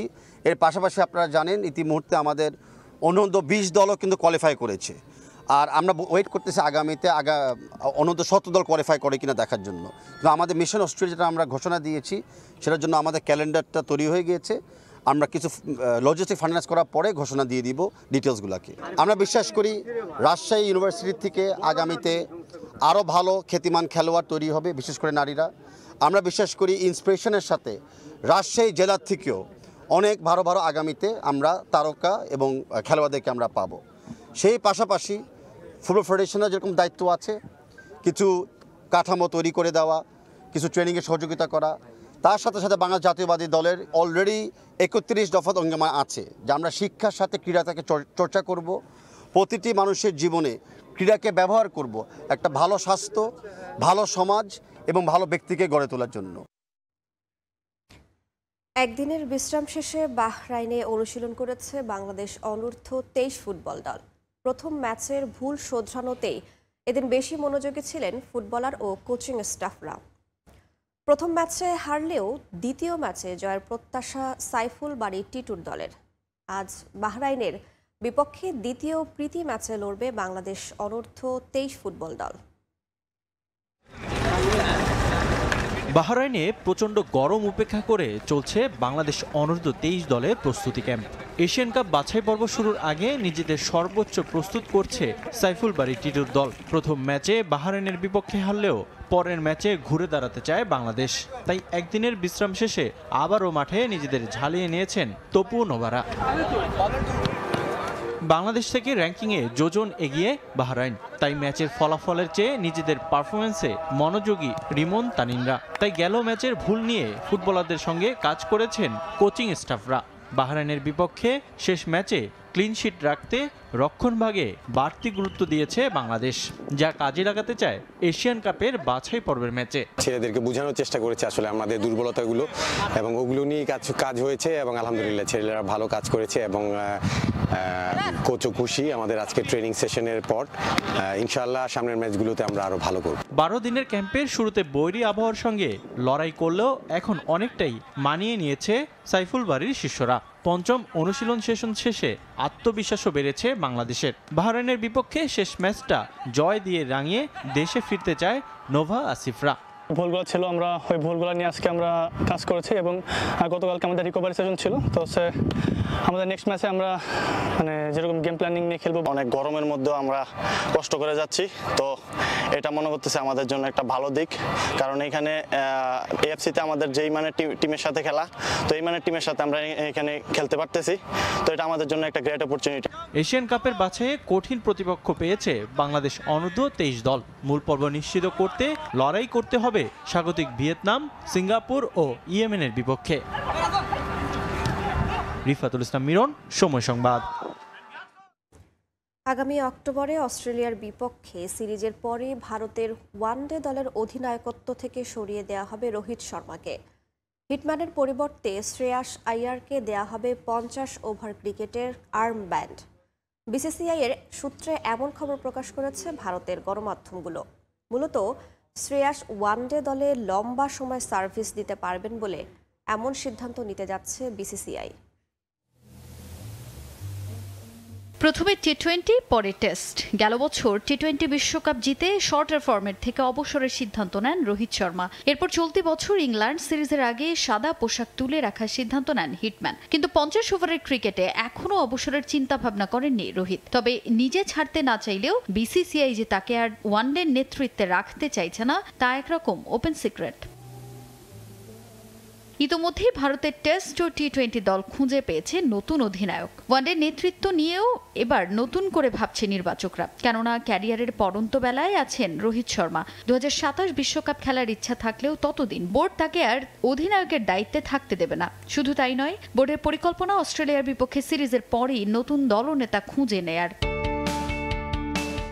ভারতের পরবর্তী ওয়ানডে অধিনায়ক কে হবেন এ নিয়ে শুরু হয়েছে আলোচনা। জোর গুঞ্জন শ্রেয়াস আইয়ার হতে পারেন টিম ইন্ডিয়ার নতুন ওয়ানডে ক্যাপ্টেন। মূলত শ্রেয়াসকে লম্বা রেসের ঘোড়া ভাবছে ভারতীয় বোর্ড। লং টার্ম অর্থাৎ 2027 ওয়ানডে বিশ্বকাপ পর্যন্ত এই মিডল অর্ডার ব্যাটসম্যানের ওপরই ভরসা করতে চায় বিসিসিআই। শুধু তাই নয়, গেল চ্যাম্পিয়ন্স ট্রফিতেও বড় অবদান রাখেন শ্রেয়াস। 5 ম্যাচে করেন 243 রান। ওয়ানডেতে এখন পর্যন্ত 70 ম্যাচ খেলা শ্রেয়াস 48.22 গড়ে করেছেন 2845 রান। এছাড়াও আইপিএলে ভিন্ন 3টি ফ্র্যাঞ্চাইজির অধিনায়কত্ব করার অভিজ্ঞতা আছে তার। 2024-এ কলকাতা নাইট রাইডার্সকে শিরোপাও জেতান শ্রেয়াস। এশিয়া কাপের দলে তাকে সুযোগ দেয়া না হলেও জোর গুঞ্জন ওয়ানডেতে ক্যাপ্টেন্সি পেতে যাচ্ছেন শ্রেয়াস আইয়ার। বিসিসিআই এর সূত্রে এমন খবর প্রকাশ করেছে শীর্ষ ভারতীয় গণমাধ্যমগুলো।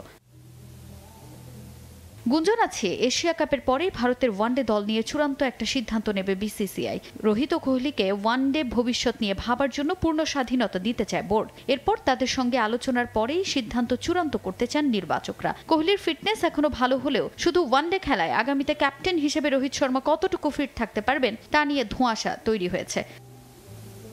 তাজিন খন্দকার, সময় সংবাদ। গাজায় ইসরায়েলি বাহিনীর গুলিতে নিহত হয়েছেন ফিলিস্তিনের সাবেক জাতীয় বাস্কেটবল খেলোয়াড় মোহাম্মদ শালান। মেয়ের জন্য খাবার ও ওষুধ কিনতে গিয়ে গুলিবিদ্ধ হন তিনি।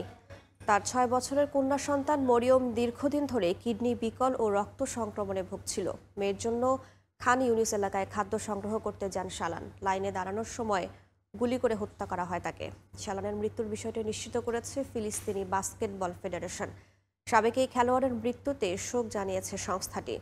শালান খেলোয়াড়ি জীবনে গাজা স্ট্রিপের আল বুরেইজ সার্ভিসেস ক্লাবের হয়ে 2টি প্রিমিয়ার লিগ শিরোপা, একটি গাজা স্ট্রিপ কাপ ও 2টি সুপার কাপ জিতেছেন। এদিকে বিশ্বকাপ বাছাইয়ে আগামী 11 অক্টোবর ইসরায়েলের মুখোমুখি হবে নরওয়ে। সেই ম্যাচের লভ্যাংশ গাজার মানুষদের সাহায্যে তুলে দিতে চায় নরওয়ে ফুটবল। বিশ্বকাপ বাছাইয়ে নরওয়ে ইসরায়েল ম্যাচের টিকিট বিক্রি শুরু হবে আগামী সপ্তাহ থেকে। সেখান থেকে আয় করা অর্থের লভ্যাংশ গাজায় যুদ্ধ বিধ্বস্তদের হাতে তুলে দেওয়ার বিষয়টি এক বিবৃতি দিয়ে নিশ্চিত করেছে নরওয়ে ফুটবল ফেডারেশন।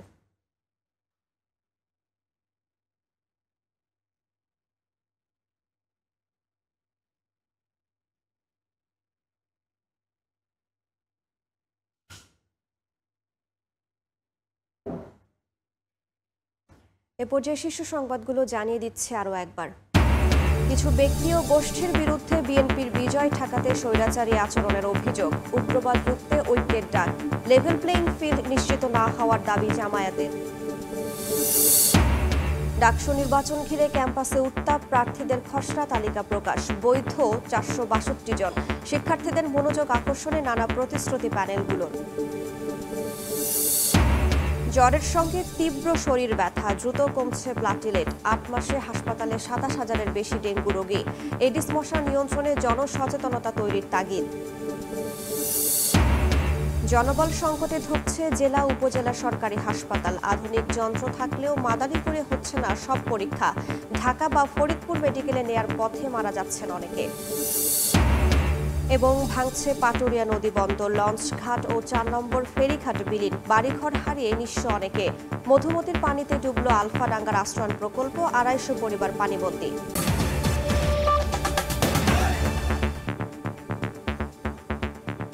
এই ছিল ভোরের সময়ে, সঙ্গেই থাকুন সময়ের।